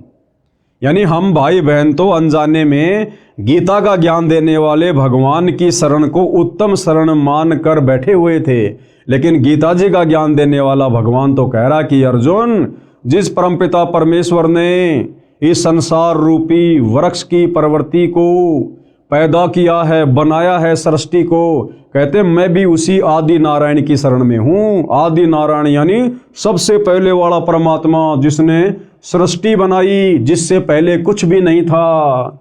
कहते उसी आदि पुरुष नारायण के मैं शरण हूं। इस प्रकार दृढ़ निश्चय करके उस परमेश्वर का मनन और नित्य ध्यान करना चाहिए। यानी गीता का ज्ञान देने वाला भगवान भी उसी परमपिता परमात्मा अक्षर पुरुष सत्य पुरुष कबीर देव की भक्ति करने की सलाह दे रहा है। अब आगे क्या कुछ लिखा हुआ है भाई और बहनों, पढ़ते हैं पूज्य गुरुदेव जी के आशीर्वाद से। शरीर में बने कमलों की जानकारी, यानी शरीर चाहे हिंदू का हो, चाहे मुसलमान का, सिख का, चाहे ईसाई का, सबके शरीर की रचना एक समान है, क्योंकि हम सब एक ही परमपिता परमेश्वर के बच्चे हैं। और हमारे शरीर में कमल दल, कमल चक्कर कहाँ कहाँ हैं, किन किन देवताओं का उनमें वास है, पूज्य गुरुदेव भगवान के आशीर्वाद से हम जानकारी प्राप्त करते हैं। परम अक्षर ब्रह्म यानी सबके मालिक के परम धाम स्थान में जाने का एक मार्ग है, यानी सतलोक में जाने का केवल एक ही भक्ति मार्ग है, जो उस तत्वदर्शी संत के पास है। और वो तत्वदर्शी संत वर्तमान में धरती पर सतगुरु रामपाल जी हैं, जो मानव शरीर में बने कमल चक्रों से होकर गुजरता है। अन्य कोई मार्ग नहीं है। यानी सतगुरु रामपाल जी इस पूरे विश्व में एकमात्र हमें वो सत भक्ति प्रदान करने के लिए आए हैं, जिससे हमारे शरीर में बने कमल चक्र खुलेंगे, और इनके खुलने के बाद ही हमारी आत्मा अंतिम समय में जब शरीर छोड़ेगी तो उन्हीं कमल चक्रों में से होकर त्रिकुटी पर जाएगी, उस परम अक्षर ब्रह्म के परम धाम को जाएगी, सतलोक को जाएगी। दूसरा कोई मार्ग नहीं है, अन्य कोई मार्ग नहीं है। ये कमल चक्कर मानव शरीर में रीढ़ की हड्डी के साथ साथ अंदर की ओर स्थान स्थान पर बने हैं, जिनकी स्थिति समझने के लिए कृपया मानव चित्र को देखिएगा। अब वो कमल चक्कर का यहाँ पर एक फोटो बनाकर हमें समझाया गया है। तो भाई और बहनों, ये फोटो कॉपी है। हिंदू, मुसलमान, सिख, ईसाई यानी पूरे विश्व के जितने भी मानव शरीरधारी प्राणी हैं, स्त्री या पुरुष, उन सब के शरीर की रचना सेम टू सेम है। सभी के शरीर के कमल चक्र में इन देवी देवताओं का वास है, जिनके नाम, गांव, पते सब कुछ इनके आगे लिखे हुए हैं। कौन से चक्र में कौन से देवता का वास है, कौन से दल में कौन से देवता का वास है। शरीर पिंड में बने कमल चक्रों के चित्र। अब हम इसको आगे पढ़ते हैं। आप देख रहे हैं यह चित्र, इसमें प्रत्येक कमल की स्थिति स्पष्ट की है। प्रत्येक कमल में प्रवेश द्वार है जो बंद रहता है। ये कमल चक्कर केवल सतगुरु रामपाल जी की सत भक्ति करने वाले भक्तों के ही खुलते हैं। अन्य किसी भी विधि से, किसी भी भक्ति से आप चाहे लाख वर्ष मनमुखी जाप कर लो, राधे राधे श्याम का जाप कर लो, ओम नमो भागवते वासुदेवाय का जाप कर लो, कावड़ ले आओ, पैदल यात्रा कर लो, हिमालय की गुफाओं में चले जाओ, किसी भी यत्न और प्रयत्न से मानव शरीर में बने कमल चक्र नहीं खुलते, जिन कमल चक्रों से अंत में हमारी आत्मा उस परम धाम को जाती है। इस प्रकार की स्थिति प्रत्येक मानव स्त्री पुरुष के शरीर में है। सब कमल चक्र बंकनाल एक टेढ़ी मेढ़ी नाड़ी से जुड़े हैं। वह पाइप यानी नलकी की तरह हैं, जिसको बंकनाल कहा जाता है। उसमें कमलों के द्वारों से अन्य कोई प्रवेश द्वार नहीं है। जीवात्मा हृदय कमल में रहता है। जो सत्य भक्ति करता है वह परायण काल में यानी शरीर छोड़ने के बाद यानी संसार से जाने के समय हृदय कमल से मूल कमल में आता है, वहाँ से ऊपर को चलता है। उसकी सारे जीवन की भक्ति की शक्ति से सब कमल चक्कर खुले होते हैं। वह निर्बाध अपने इष्ट धाम में चला जाता है। जिस प्रकार भाइयों और बहनों हम गाड़ी लेकर टोल टैक्स पार करने की कोशिश करते हैं, और भाइयों और बहनों जिसकी गाड़ी पर फास्ट टैग लगा हुआ है और जिसके फास्ट टैग में पैसे हैं, उस टोल टैक्स पर जाते ही ऑटोमेटिक वहाँ का बैरियर हट जाता है और गाड़ी टोल टैक्स को पार कर जाती है। इसी प्रकार शरीर छोड़ते समय जिन आत्माओं के कमल चक्कर खुले होंगे वही आत्माएं उस परम अक्षर ब्रह्म के शतलोक को प्राप्त होगी। बाकी यही गधे कुत्ते सुअर बनते रहेंगे, नरक में स्वर्ग में धक्के खाते रहेंगे, 84 लाख योनियों में भटकते भरमते रहेंगे। तो ये कमल चक्कर खोलने की सतभक्ति वर्तमान में केवल सतगुरु रामपाल जी के पास है, केवल सतगुरु रामपाल जी के पास में। और आगे पूज्य गुरुदेव भगवान हमें क्या बता रहे हैं? विशेष जैसे टीवी यानी टेलीविजन में चैनल बने होते हैं, जो कार्यक्रम टीवी पर देखा जाता है वह वास्तव में कहीं अन्य स्थान पर हो रहा होता है। जिस प्रकार बहुत सारे भाई बहन क्रिकेट का मैच देखते हैं अपने घरों में बैठकर। भाई और बहनों, क्रिकेट का मैच हो रहा है दुबई में और हिंदुस्तान वाले सेम टाइम अपने घर पर टीवी में देख रहे हैं। इसी प्रकार ये ब्रह्मा विष्णु महेश जी अपने अपने लोकों में ऊपर हैं, लेकिन उनकी शक्ति हमारे शरीर में बने इन कमल चक्रों में समाई रहती है। उनकी जो तरंगे हैं, उनकी जो वो गुण हैं, उनकी जो पावर है, वो वहाँ से हमारे को प्रभावित करती रहती है। तो इसी प्रकार गुरुदेव भगवान ने हमें टीवी का उदाहरण देकर समझाना चाहा है। जैसे टीवी यानी टेलीविजन में चैनल बने होते हैं, जो कार्यक्रम टीवी पर देखा जाता है वह वास्तव में कहीं अन्य स्थान पर हो रहा होता है, वह चैनल पर दिखाई देता है। इसी प्रकार निम्न देव व परमात्मा अपने अपने लोकों में रहते हैं, यानी हमारे शरीर में बने हुए कमलों में जो देवी देवता विराजमान हैं वो वास्तव में अपने ऊपर के लोकों में हैं, अपने यथा स्थान पर हैं। लेकिन जब हमारे ये कमल चक्कर खुल जाते हैं तो हम ऊपर के लोकों में, उन देवी देवताओं के लोकों में क्या कुछ घटनाएं घटित हो रही हैं हम सब कुछ देख सकते हैं। जिस प्रकार मैच हो रहा है साउथ अफ्रीका में और हम हिंदुस्तान में अपने टीवी में, यदि हमारे टीवी का वो कनेक्शन सही है, डिश वगैरह सही है और रिचार्ज है, तो हम रिमोट दबाकर घर बैठे टीवी पर दक्षिणी अफ्रीका में हो रहे उस प्रोग्राम को देख सकते हैं। तो हमारे शरीर में जो कमल चक्र हैं और उनमें जिन जिन देवी देवताओं का वास है, यानी स्वाद चक्र में ब्रह्मा और शांतरी जी का वास है, और मूल कमल में श्री गणेश जी का वास है, और नाभि कमल में श्री विष्णु जी और लक्ष्मी जी का वास है, कंठ कमल में श्री दुर्गा जी का वास है, हृदय कमल में शंकर और पार्वती जी का वास है। और जब हमें सच्चे सतगुरु से, तत्वदर्शी संत से इन कमल चक्रों को खोलने की सतभक्ति प्राप्त हो जाती है, तो भाई और बहनों हम खुली आंखों से सब कुछ वो नज़ारा देख सकते हैं। इसीलिए तो आदरणीय गरीबदास जी ने पहले अपनी वाणी में कहा था कि वही मोहम्मद, वही महादेव, वही आदम, वही ब्रह्मा, और दास गरीब दूसरा कोई नहीं, देख आपने घर मां। यानी सच्चे सतगुरु से सतभक्ति प्राप्त करके इन कमल चक्रों को खोलकर उसके बाद आप अपनी आंखों से देख सकते हैं कि हजरत मोहम्मद जी कहाँ से आए थे और बाबा आदम जी कहाँ से आए थे। उसके बाद हमारे सारे संशय स्वतः ही समाप्त हो जाते हैं। जैसे टीवी यानी टेलीविजन में चैनल बने होते हैं, जो कार्यक्रम टीवी पर देखा जाता है वह वास्तव में कहीं अन्य स्थान पर हो रहा होता है। वह चैनल पर दिखाई देता है। इसी प्रकार निम्न देव यानी शरीर के कमल चक्रों में जो देवी देवता हैं वह परमात्मा अपने अपने लोकों में होते हुए टीवी चैनल की तरह कमलों में दिखाई देते हैं। जैसे सूर्य प्रकाश ऊर्जा यंत्र सोलर सिस्टम पर सूर्य का प्रकाश पड़ने से उसमें ऊर्जा संचित होने लगती है, इसी प्रकार मंत्रों के जाप से कमल खुल जाते हैं। जिस प्रकार सूर्य हमारे से कितना करोड़ों किलोमीटर दूर है और आजकल वैज्ञानिकों ने एक सोलर सिस्टम बना दिया, सोलर पैनल, और जैसे सूर्य की किरणें उस सोलर पैनल पर गिरनी शुरू होती हैं, नीचे इन्वर्टर से बैटरी चार्ज होनी शुरू हो जाती है, वो लाइट जमा होनी शुरू हो जाती है।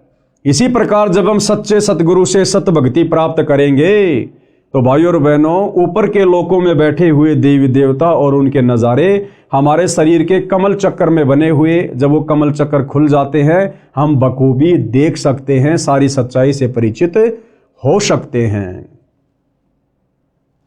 जैसे सूर्य प्रकाश ऊर्जा यंत्र यानी सोलर सिस्टम पर सूर्य का प्रकाश पड़ने से उसमें ऊर्जा संचित होने लगती है, इसी प्रकार मंत्रों के जाप से कमल खुल जाते हैं। उससे पहले मुरझाए रहते हैं, यानी जब तक वो कमल चक्र नहीं खुलते हैं, हमें सत भक्ति नहीं मिलती है, तब तक वो मुरझाए रहते हैं। जिस प्रकार से फुटबॉल होती है और फुटबॉल के अंदर उसका एक वो ब्लेडर होता है, जब उसमें हवा नहीं होती है तो वो मुरझाया हुआ होता है, और जब उसमें पाइप लगाकर हवा भर दी जाती है तो वो बिल्कुल गोल मटोल हो जाती है और उसको जरा सी हाथ से मारते ही बहुत ऊपर तक जाती है। तो इसी प्रकार जब हमें सच्चे सतगुरु से सत भक्ति प्राप्त हो जाएगी तो धीरे धीरे हमारे शरीर में बने कमलों में जो ये इनके जो द्वार हैं, ये धीरे धीरे फिर सत भक्ति के प्रभाव से फूलने शुरू हो जाते हैं, खिलने शुरू हो जाते हैं। इसी प्रकार मंत्रों के जाप से कमल खुल जाते हैं, उससे पहले मुरझाए रहते हैं। कमल खुलने के बाद प्रत्येक देवता की शक्ति साधक के अंतःकरण यानी आत्मा पर प्रभाव डालने लगती है, जिससे भक्ति संचित होने लगती है। संत गरीबदास जी ने सूक्ष्म वेद में बताया है, उसमें कहा है कि तीनों देवता कमल बसें ब्रह्मा विष्णु महेश, प्रथम इनकी वंदना सुन सतगुरु उपदेश। यानी सबसे पहले जो सच्चा सतगुरु होता है वो इन्हीं कमल दलों में बैठे देवी देवताओं के सत मंत्र देता है, सत भक्ति देता है। जो तीनों लोकों के स्वामी हैं, ब्रह्मा विष्णु महेश है, साथ में गणेश जी हैं, दुर्गा जी हैं, सतगुरु रामपाल जी, सबसे पहले शरीर में बने कमल दल इनको खोलने के लिए इन्हीं देवी देवताओं की सत भक्ति वाले सत मंत्र देते हैं, जिनके प्रभाव से मात्र 4 महीने में हमारे कमल चक्रों के द्वार खुलने शुरू हो जाते हैं। ये कमल चक्र खिलने शुरू हो जाते हैं, दूसरा कोई तरीका धरती पर नहीं है। और कहते हैं उसके बाद फिर आगे सतगुरु के उपदेश सुनते रहना, सतगुरु के सत्संग सुनते रहना। उसके बाद फिर हमें पता चलेगा कि ब्रह्मा विष्णु महेश की भक्ति तो बहुत ही निम्न स्तर की है, ये तो शुरुआती भक्ति है, इसके ऊपर तो और बहुत सारी परम शक्तियां हैं। फिर आगे हमें सतगुरु रामपाल जी से उनके भी सत भक्ति मंत्र मिलेंगे, उनके द्वार खोलने के भी मंत्र मिलेंगे, और जब हमें सारी प्रोसीजर मिल जाएगी तब हम उस परमपिता परमेश्वर परम अक्षर ब्रह्म के परम धाम में जाएंगे, शतलोक में जाएंगे।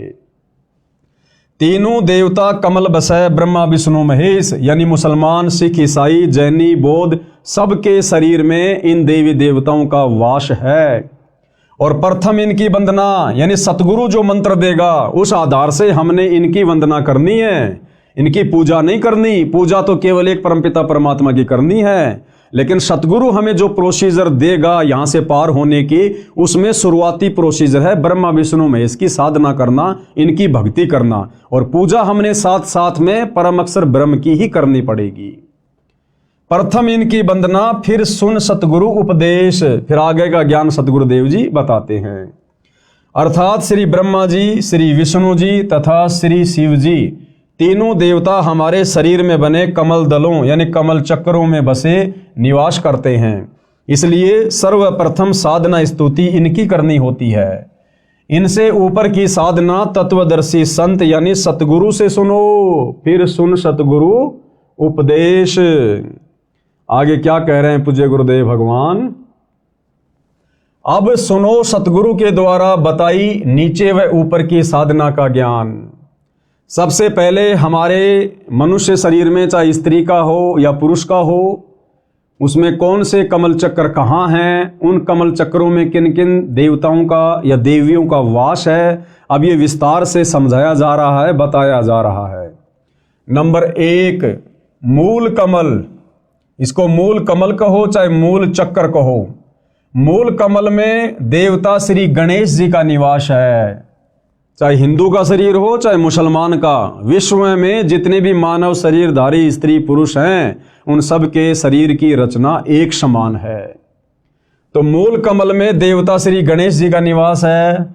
इसकी 4 पंखुड़ियां हैं। इसके प्रवेश द्वार को खोलने का एक मंत्र है, जो श्री गणेश जी की साधना करने का मूल मंत्र है, जिससे श्री गणेश जी तुरंत फल देने लगता है। जीव आत्मा के लिए प्रवेश द्वार खोल देता है। फिर आत्मा स्वादिष्टान चक्र यानी स्वाद चक्र की ओर चलती है, क्योंकि जीव आत्मा को उस लोक में जाना है जिसमें परमात्मा रहता है, जहां जाने के पश्चात भगत यानी साधक लौटकर संसार में नहीं आता है। फिर दूसरे नंबर का चक्र है स्वाद कमल या स्वाद चक्र। इसको स्वादिष्टान कमल चक्र भी कहा जाता है। इस कमल की 6 पंखुड़ियां हैं।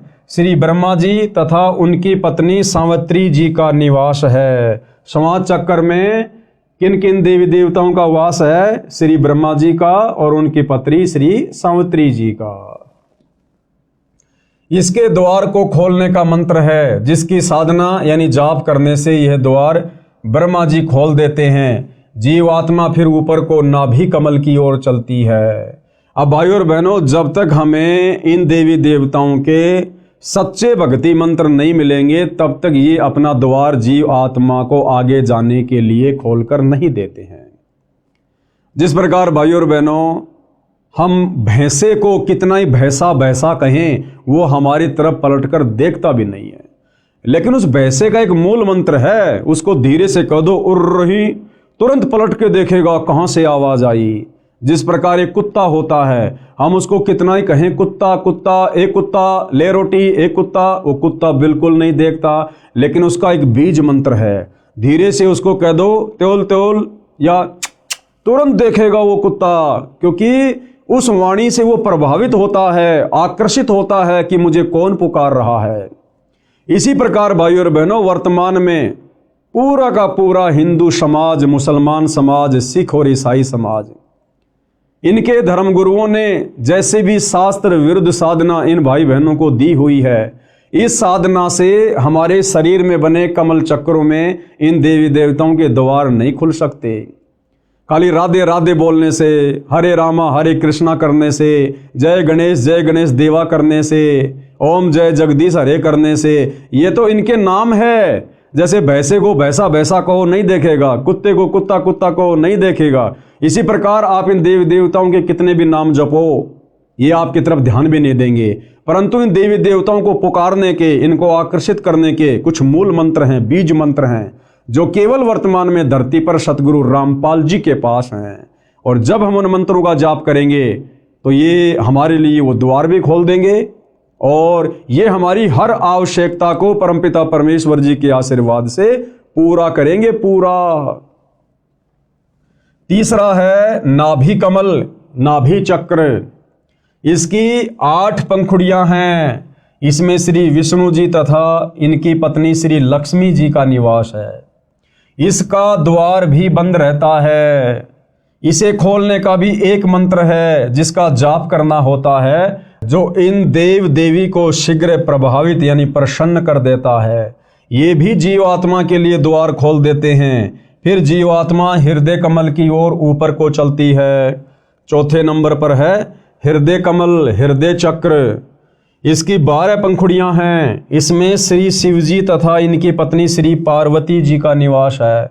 इसका द्वार भी बंद रहता है। इस द्वार को खोलने का एक मंत्र का जाप करना पड़ता है। यह मंत्र इन देव देवी को विशेष आकर्षित करता है। ये प्रसन्न होकर मार्ग दे देते हैं। फिर आत्मा ऊपर को कंठ कमल की ओर चलती है। पांचवा चक्र है कंठ कमल। इसकी 16 पंखुड़ियां हैं। इसमें श्री देवी दुर्गा जी यानी अष्टंगी का निवास स्थान है। जो भाई बहन माता जी के नवरात्रि करते हैं, मंदिरों में जाते हैं, जागरण करते और करवाते हैं, इस विधि से तो लाख जन्म भी माता जी प्रसन्न नहीं होती, उल्टा रुष्ट होती है। और ना ही शरीर में बना माता जी का वो चक्र खुलता है। वो कैसे खुलेगा? वो वास्तविक मंत्र क्या है जिसका जाप करने से माता जी शीघ्र हमें लाभ देती है, हमारे ऊपर प्रसन्न होती है, हमारी आत्मा के कल्याण के लिए, मोक्ष के लिए अपने उस द्वार को, चक्कर को खोल देती है। वो मंत्र आज पूरी पृथ्वी पर केवल सतगुरु रामपाल जी के पास है, जिन मंत्रों का हम लाखों की संख्या में उनके भगत रोजाना सुमरण करते हैं। इसका भी द्वार बंद रहता है। इसको खोलने का भी एक मंत्र है जिसका जाप करना होता है, जिससे वश होकर, आकर्षित होकर यानी प्रसन्न होकर श्री देवी जी यानी दुर्गा जी जीवात्मा के लिए द्वार खोल देती है। फिर जीवात्मा ऊपर को, आगे को त्रिकुटी कमल की ओर चलती है। फिर कौन से कमल की यात्रा करती है जीवात्मा? त्रिकुटी कमल की। नंबर 6 त्रिकुटी कमल। त्रिकुटी कमल या चक्र, इसकी 2 पंखुड़ियां हैं। एक का रंग काला है, दूसरी का सफेद है।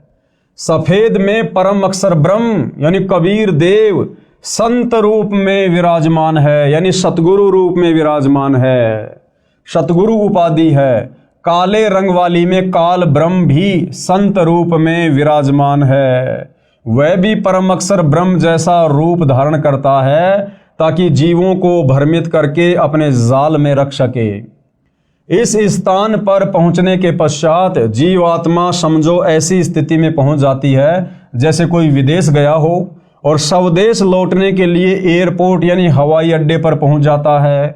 वहां से जहां जहां जाना होता है उसको उसी वायुयान में बैठा दिया जाता है।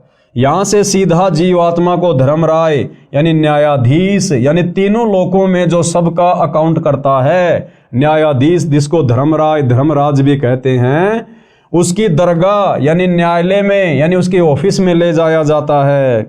वहां सबका धर्म कर्मों व पाप कर्मों का हिसाब लेखा जोखा होता है। इसके बाद जैसे कोई श्री विष्णु जी का भगत है उसको विष्णु जी के लोक में भेजा जाता है। जो श्री शिव जी का उपासक है उसे शिव जी के लोक में भेजा जाता है। जो अन्य देवता का पुजारी है उसे उसके पास भेजा जाता है। जो माता श्री देवी दुर्गा जी का साधक यानी भगत है, साधिका है, उसे श्री देवी जी के लोक में भेजा जाता है। अन्य जो पापी हैं उनको नरक या अन्य प्राणियों के शरीरों में भी कर्मानुसार भेज दिया जाता है। और जिन लोगों ने खाली ब्रह्मा विष्णु महेश तक की साधना की, माता जी तक की साधना की, वो भाई और बहनों उनके लोकों में कब तक रहेंगे? जब तक उन्होंने मनुष्य जन्म में रहकर जैसा भी दान पुण्य किया, धर्म किया, भक्ति की, जितनी उन्होंने अपनी भक्ति वाली बैटरी चार्ज की, तब तक ही वो आत्माएं श्री ब्रह्मा के लोक में, श्री विष्णु के लोक में, श्री शिव जी के लोक में, गणेश जी के लोक में, माता जी के लोक में थोड़े बहुत समय के लिए रह सकते हैं। और जैसे उनकी भक्ति समाप्त होगी, दान धर्म की कमाई समाप्त होगी, उसी समय उनको वहाँ से उनकी मृत्यु करके नरक में पटक दिया जाएगा। फिर 84 लाख योनियों में डाल दिया जाएगा। फिर इस पृथ्वी पर कभी उनको मनुष्य जन्म प्राप्त होगा। और ये चक्कर भाइयों और बहनों जब तक हमें सच्चा सतगुरु तत्वदर्शी संत नहीं मिलता है तब तक असंख्य युगों से अनवरत बार बार चलता रहता है, जिसको जन्म और मरण की प्रक्रिया कहते हैं।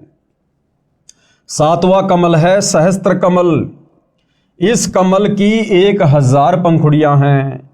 इनमें काल ब्रह्म, कौन है ये काल ब्रह्म? जब आप सृष्टि रचना पढ़ेंगे सतगुरु रामपाल जी के मुख से इस पुस्तक में या यूट्यूब पर वीडियो देखकर, तो आपको पता चलेगा कि ये काल ब्रह्म कौन है जो सहस्त्र कमल चक्कर में रहता है। यही है वास्तव में सारे फसाद की जड़, जिसने हम सबको सतलोक से यहाँ नीचे पटक दिया अपने जाल में फंसाकर। ये दुर्गा का पति है ये काल ब्रह्म, ये ब्रह्मा विष्णु महेश का ये पिताजी है काल ब्रह्म, जो यहाँ सबको भ्रमित करके रखता है। तो ये कहाँ रहता है? इस शरीर में बने इन कमलों में। ये सहस्त्र कमल चक्कर में रहता है। इस कमल की 1000 पंखुड़ियां हैं। इसमें काल ब्रह्म यानी ज्योति निरंजन का निवास है। इस काल ब्रह्म को ज्योति निरंजन भी कहते हैं, जो ब्रह्मा विष्णु महेश का पिता है, दुर्गा का पति है। यह कमल ब्रह्मलोक का चैनल है। ब्रह्मलोक में जाने का प्रवेश द्वार ब्रह्मरंध्र कहलाता है। ये भी बंद रहता है। इसको खोलने का 2 अक्षर का मंत्र है, उसका जाप करना होता है। और ये 2 अक्षर का जाप भाई और बहनों, जिसको सतनाम भी कहते हैं, ये आज वर्तमान में इस पृथ्वी पर केवल सतगुरु रामपाल जी के पास है। और यदि किसी अन्य ने उनसे उपदेश लेकर मनमुखी रूप से आगे देना भी शुरू कर दिया होगा तो वो कार्य नहीं करेगा, क्योंकि इस मंत्र को देकर जाप करवाने के अधिकारी केवल सतगुरु रामपाल जी हैं। और अधिकारी से उपदेश लिए बिना यदि आप इस मंत्र का मनमुखी रूप से जाप करेंगे, ये उल्टा आपको रिएक्शन देगा, आपको पॉजिटिव दिशा में लेकर नहीं जाएगा। विशेष संपूर्ण अध्यात्म ज्ञान न होने के कारण साधक यानी भगत ओम नाम का जाप विधि से नहीं करता है। यानी इस ब्रह्म की जो साधना है उसकी भी एक विधि है, इसकी साधना की भी कुछ मर्यादाएं हैं, और ये मर्यादा केवल सतगुरु रामपाल जी बताएंगे। इस कारण से उसे देवलोक प्राप्त होता है। यानी ओम नाम का जाप करने वाला काल ब्रह्म के ब्रह्मलोक में जाता है। लेकिन ओम नाम के जाप की वास्तविक विधि क्या है, नियम और मर्यादा क्या है, ये पता ना होने के कारण ओम नाम का जाप करने वाला भी देवी देवताओं के ही लोक में चला जाता है, उस काल ब्रह्म के ब्रह्मलोक तक नहीं पहुंच पाता है। इस कारण से उसे देवलोक प्राप्त होता है। जैसे ओम नमः शिवाय, ओम भागवते वासुदेवाय नमः आदि आदि जाप करते हैं। अकेला ओम नाम से भी ब्रह्मरंध्र नहीं खुलता, यह सत्य नाम से खुलता है। सतनाम 2 अक्षर का है। ब्रह्मरंध्र न खुलने के कारण उसको विष्णु लोक में या शिव लोक में भेजा जाता है, क्योंकि ओम नाम का जाप करने वाले इसका तड़का अपने इष्ट देव के मंत्र के साथ अवश्य लगाते हैं। जैसे ऊपर 2 मंत्र लिखे हैं, फिर पृथ्वी पर राजा बनाया जाता है, फिर पशु योनि में जाता है। इससे आगे 2 कमल और हैं, नंबर 8 अष्टदल कमल और नंबर 9 शंख कमल। इनका विवरण नहीं लिखूंगा, गुरुदेव भगवान कह रहे हैं अब 8वें अष्टदल कमल का और 9वें शंख कमल का वर्णन यहां इस पुस्तक में नहीं लिखूंगा। यह रहस्य उपदेशी को समझाया जाता है। ये रहस्य, ये जानकारी केवल उन्हीं को प्राप्त है जो सतगुरु रामपाल जी से उपदेश लेकर भक्ति करते हैं, क्योंकि यह गुप्त मंत्र है, गुप्त जानकारी है। यह रहस्य उपदेशी को समझाया जाता है।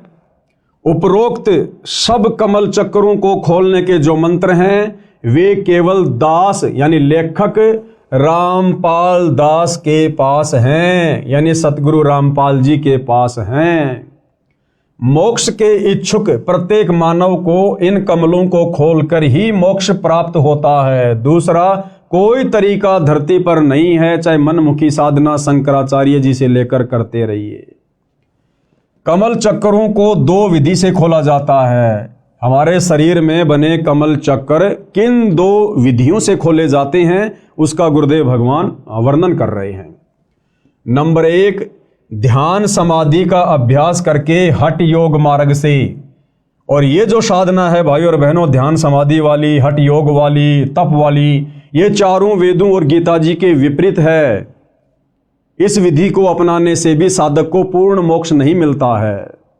ये विधि अति कठिन है, आम आदमी इस विधि को नहीं कर सकता। एक जीवन में 1 या 2 कमल चक्कर खुल पाते हैं। इसके विषय में पूरी जानकारी नहीं होने से साधक यानी भगत उसी एक कमल चक्कर में आसक्त होकर वहां का नज़ारे देखने लग जाता है। कुछ सिद्धियां प्राप्त हो जाती हैं, उन्हीं से प्रसिद्धि प्राप्त करके जीवन नष्ट कर जाता है। दूसरी विधि क्या है इन शरीर में बने कमल चक्रों को खोलने की?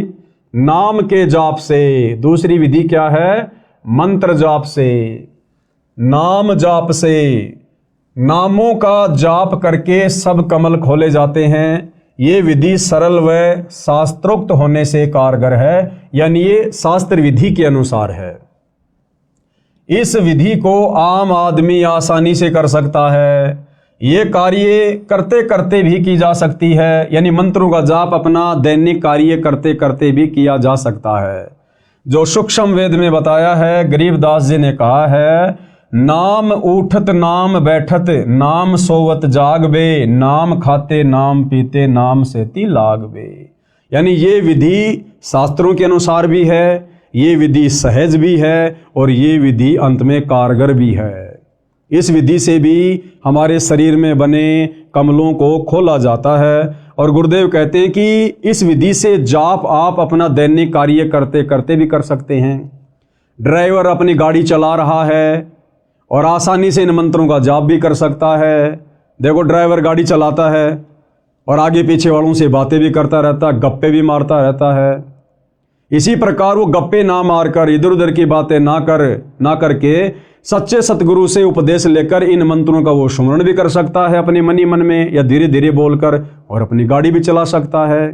जैसे बहुत सारे भाई बहन गाड़ी चलाते रहते हैं, साथ में धीरे धीरे गाने वाने भी गाते रहते हैं। तो गाने वाने ना गाकर सच्चे सतगुरु से इन मंत्रों का उपदेश लेकर अपनी गाड़ी भी चलाओ, अपने मंत्रों का भी जाप करो। इसलिए कहते हैं, नाम उठत नाम बैठत नाम खाते नाम सोते, यानी इन मंत्रों का हम दैनिक कार्य करते करते बड़ी आसानी से जाप कर सकते हैं और हर प्राणी इस विधि से भक्ति आसानी से कर सकता है। नाम उठत नाम बैठत नाम सोवत जागरे, नाम खाते नाम पीते नाम सेती लागबे। यानी उठते बैठते सोते जागते खाते पीते काम धंधा करते करते भी हम ये भक्ति कर सकते हैं। इतनी आसान भक्ति हमें सतगुरु रामपाल जी ने वर्तमान में प्रदान की है। अर्थात नाम का जाप कार्य करते करते किया जा सकता है। यजुर्वेद अध्याय 40 मंत्र 15 में कहा है। अब देखो, यजुर्वेद अध्याय 40 मंत्र 15 में भी ये विधि बताई गई है। अब बताओ भाइयों और बहनों, हमारे धर्म गुरुओं ने तो हमारे को कभी भी ये विधि नहीं बताई, क्योंकि हमारे धर्म गुरुओं को स्वयं इस विधि से भक्ति का ज्ञान नहीं था। अब सतगुरु रामपाल जी ने आकर पूरा रहस्य उजागर किया है। तो यजुर्वेद अध्याय 40 मंत्र 15 में क्या कहा गया है? ओम कृत्यो समर किल्बे समर कृत्युम समर, अर्थात ओम नाम का जाप कार्य करते करते कर, विशेष लगन यानी तड़प के साथ तथा मानव जीवन का मुख्य कर्तव्य मानकर जाप कर। और गीता अध्याय 8 श्लोक 5 व 7 में कहा है कि हे अर्जुन, तू युद्ध भी कर मेरा सुमरण भी कर। अब भाइयों और बहनों, युद्ध से कठिन कार्य कोई नहीं हो सकता। और जब युद्ध करते करते भी नाम सुमरण करने की सलाह दी गई है, तो आम व्यक्ति तो दैनिक जीवन के कार्य करते करते, जो कि युद्ध से बहुत ही आसान होता है, इन मंत्रों का जाप कर सकता है। विचार करो, क्या कह रहे हैं आगे गुरुदेव कि पुण्यात्माओं विचार करो, युद्ध से कठिन कार्य कोई नहीं होता। भक्ति उस दौरान भी की जानी चाहिए, अर्थात साधना नाम जाप वाली कारगर है। नाम का जाप 3 वर्ष के बच्चे से लेकर वृद्ध तक आसानी से कर सकता है। यानी परमेश्वर जी का विधान है कि जैसे ही बच्चा 3 वर्ष का हो जाए, उसको सच्चे सतगुरु की शरण से जोड़ देना चाहिए, उसको मंत्र उपदेश दिलवा देने चाहिए, क्योंकि 3 वर्ष का बच्चा हल्का फुल्का बोलने समझने लग जाता है। और जैसे भी टूटी फूटी भक्ति वो माता पिता को देखकर या उनके साथ साथ में करेगा, तो धीरे धीरे भक्ति की शक्ति उसके अंदर प्रवेश होना शुरू हो जाती है। अर्थात साधना नाम वाली कारगर है। नाम का जाप 3 वर्ष के बच्चे से लेकर बूढ़े तक आसानी से कर सकता है। कार्य करते करते भी कर सकता है, चलते फिरते भी कर सकता है, लेटा लेटा व बैठकर भी नामों का जाप कर सकता है। विशेष दूसरे शब्दों में मंत्र के जाप का ऐसे प्रभाव देवी देवताओं पर होता है जैसे सर्प ने डसने के लिए फन फैला रखा होता है। सर्प वश करने की विद्या जानने वाला यानी गारुड़ मंत्र बोलकर सर्प को विवश कर देता है, जिसके प्रभाव से सर्प अपना फन इकट्ठा करके रास्ता छोड़कर चल देता है। इसको परमेश्वर कबीर जी ने बहुत अच्छे तरीके से समझाया है। कबीर जैसे फनपति यानी सर्प, जैसे फनपति मंत्र सुन राखे फन सकोड़, ऐसे बीरा मेरे मंत्र नाम से काल ब्रह्म लेवे मुंह मोड़। एक गारुड़ होता है भाइयों और बहनों, वो कुछ मंत्रों को सिद्ध कर लेता है, और जो सर्प होता है अपना फन उठाकर जब किसी को डसने की स्थिति में होता है, तो गारुड़ जब उस मंत्र का बार बार जाप करता है तो सर्प के ऊपर उन मंत्रों का इतना प्रभाव होता है कि विवश होकर वो फणपति सर्प भी अपने फन को समेटकर और दूसरे रास्ते निकल लेता है। इसी प्रकार जब हम सतगुरुदेव भगवान के द्वारा दिए गए इन शतभक्ति मंत्रों का जाप करते हैं तो मोक्ष मार्ग में सबसे बड़ी बाधा जो ये काल ब्रह्म है, ज्योति निरंजन है, ये भी विवश हो जाता है हमारे को सतलोक का रास्ता देने के लिए। कबीर जैसे फनपति सरप मंत्र सुन राखे फन सकोड़, ऐसे बीरा मेरे मंत्र नाम से काल ब्रह्म लेवे मुंह मोड़। अर्थात कबीर परमेश्वर जी ने कहा है कि जैसे सरप ने डसने के लिए फन उठा रखा होता है तो गारुड़ मंत्र जाप कर देता है, जिससे प्रभावित होकर सरप फन इकट्ठा करके चला जाता है। ऐसे ही मेरे द्वारा दिए नाम मंत्र के जाप से काल ब्रह्म मुरझा जाता है, मार्ग नहीं रोक पाता। इसी प्रकार कमलों के मंत्र के जाप से ये सब देवी देव मार्ग छोड़ देते हैं। एक अन्य उदाहरण दे रहे हैं गुरुदेव भगवान हमें समझाने के लिए। जैसे गांव के व्यक्ति भैंस को गर्भ धारण करवाने के लिए भैंसे की खोज में जाते हैं, क्योंकि भैंसा कहीं घास चर रहा होता है। भैंस वाला भैंसे को बुलाने के लिए उसका मूल मंत्र बोलता है, जिससे भैंसा इतना प्रभावित होता है कि वह पूरी गति से उस मंत्र को बोलने वाले की ओर खिंचा चला आता है। फिर उसे भैंस दिखाई देती है, भैंस को गर्भ धारण करता है, उसका वह मंत्र है कुर्र कुर्र, जैसे हुर्र हुर्र कहते हैं ना अपन, उड़ रही। तो इस प्रकार से भैंसा तुरंत उस मंत्र के वशीभूत होकर दौड़कर चला आता है। और इसके विपरीत यदि हम उसको भैंसा भैंसा कहेंगे तो वो बिल्कुल भी नहीं देखता है। यदि भैंसा भैंसा बोलो तो भैंसा यानी झोटा बिल्कुल टस से मस नहीं होता। इसी प्रकार भाई और बहनों, ये ब्रह्मा विष्णु महेश जी को आप इनके नामों से कितना ही पुकारो, श्री ब्रह्मा, श्री विष्णु, श्री शंकर देवाय नमः, ओम श्री विष्णु देवाय नमः, राधे राधे, ये आपकी तरफ बिल्कुल भी ध्यान नहीं देंगे, भक्ति का कोई लाभ इनकी तरफ से नहीं मिलेगा। लेकिन जब हम इनके मूल मंत्र, बीज मंत्र सतगुरु रामपाल जी को सतगुरु धारण करके करेंगे, सुमरण करेंगे, तो ये उस भैंसे की तरह वशीभूत होकर तुरंत अपने भगत की तरफ दौड़ पड़ेंगे कि क्या आपत्ति आ गई, इस आत्मा को किस वस्तु की आवश्यकता है।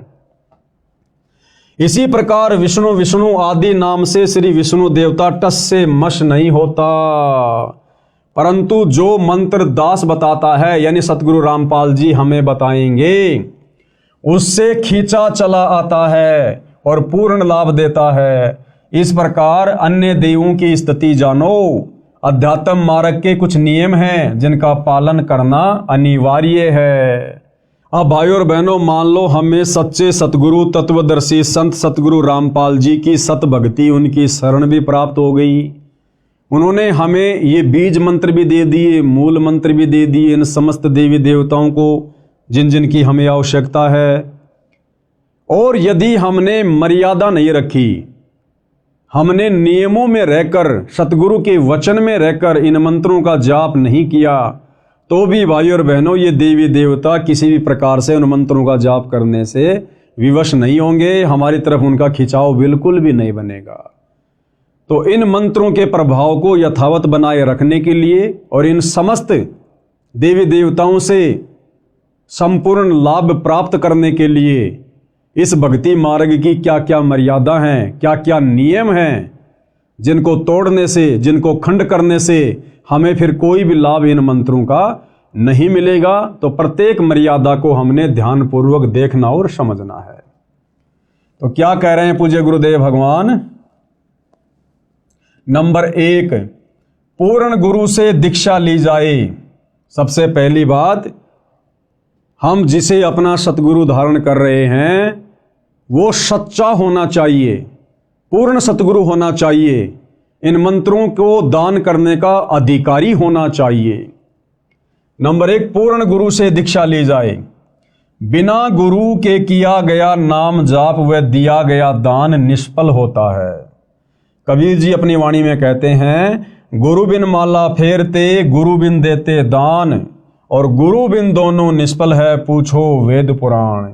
यानी सच्चा गुरु धारण किए बिना हम कितने भी मंत्र जाप कर लें, हम कितना भी दान पुण्य करें, उसका हमें मोक्ष मार्ग में, मुक्ति के मार्ग में किसी प्रकार का कोई सहयोग प्राप्त नहीं होगा। बाकी ठीक, हम जैसा भी दान धर्म करेंगे उसका प्रतिफल हमें परमात्मा अवश्य देगा।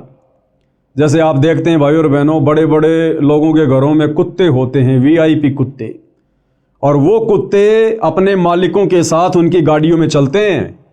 गाड़ी का मालिक और कुत्ता पीछे की सीट पर बैठा है और आप और हमारा जैसा एक मनुष्य आगे गाड़ी चला रहा है। यानी इंसान तो ड्राइवर है और कुत्ता मालिक बनकर पीछे बैठा हुआ है।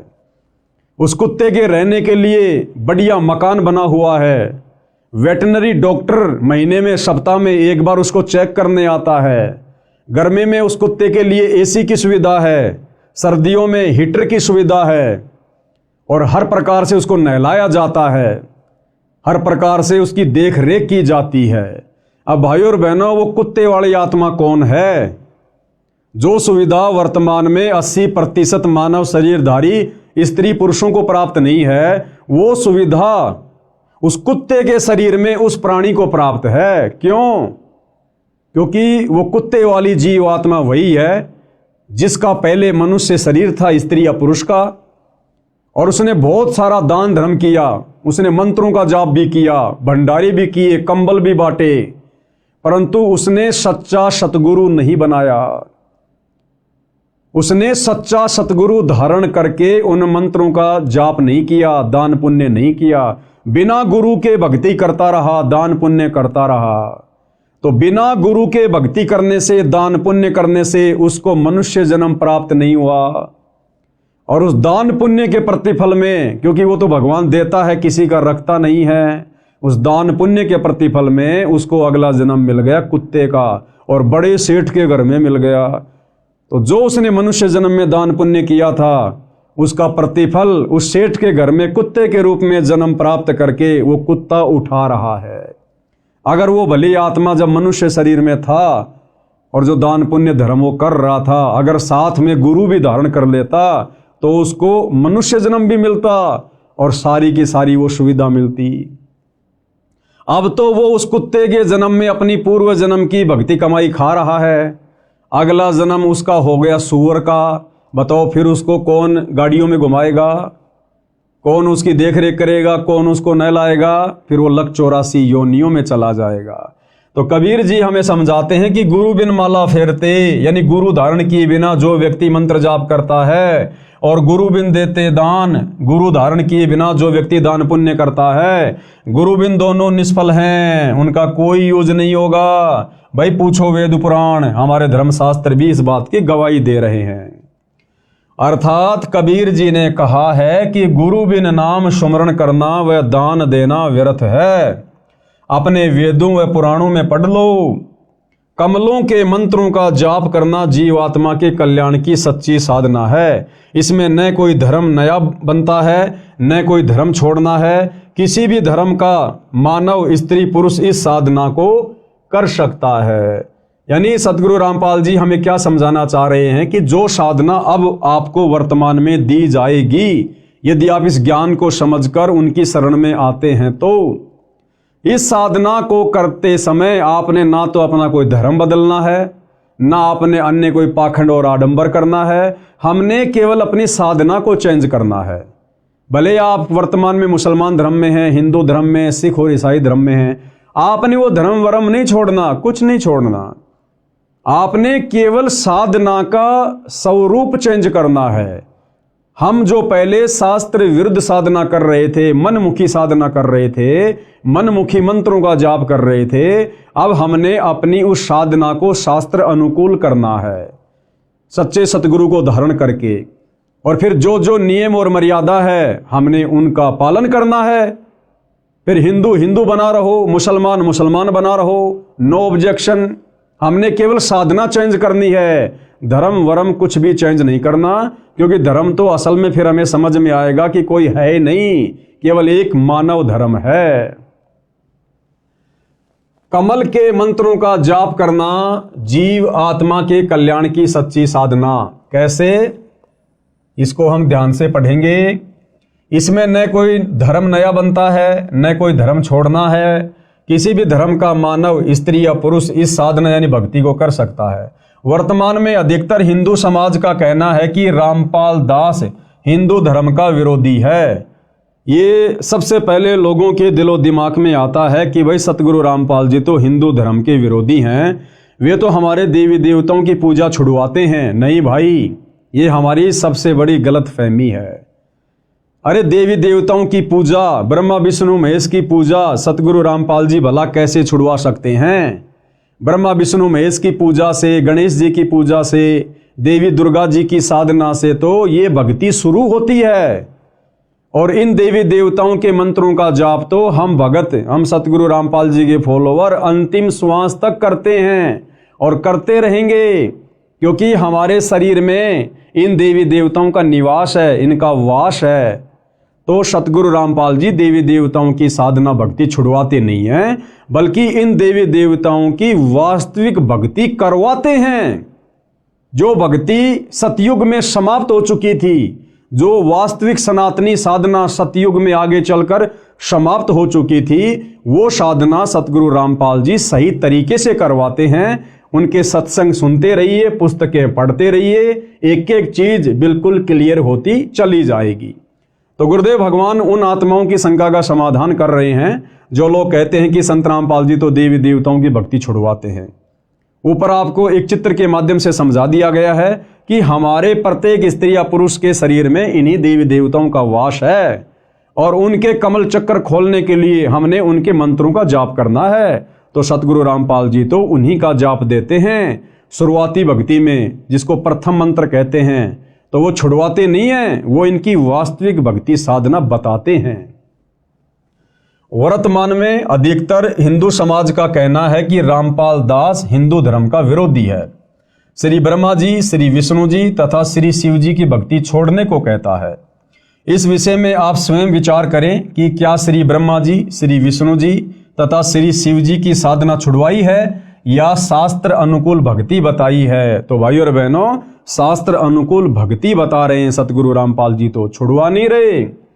आगे क्या कह रहे हैं पूज्य गुरुदेव भगवान, हमने ध्यान से पढ़ने की आवश्यकता है।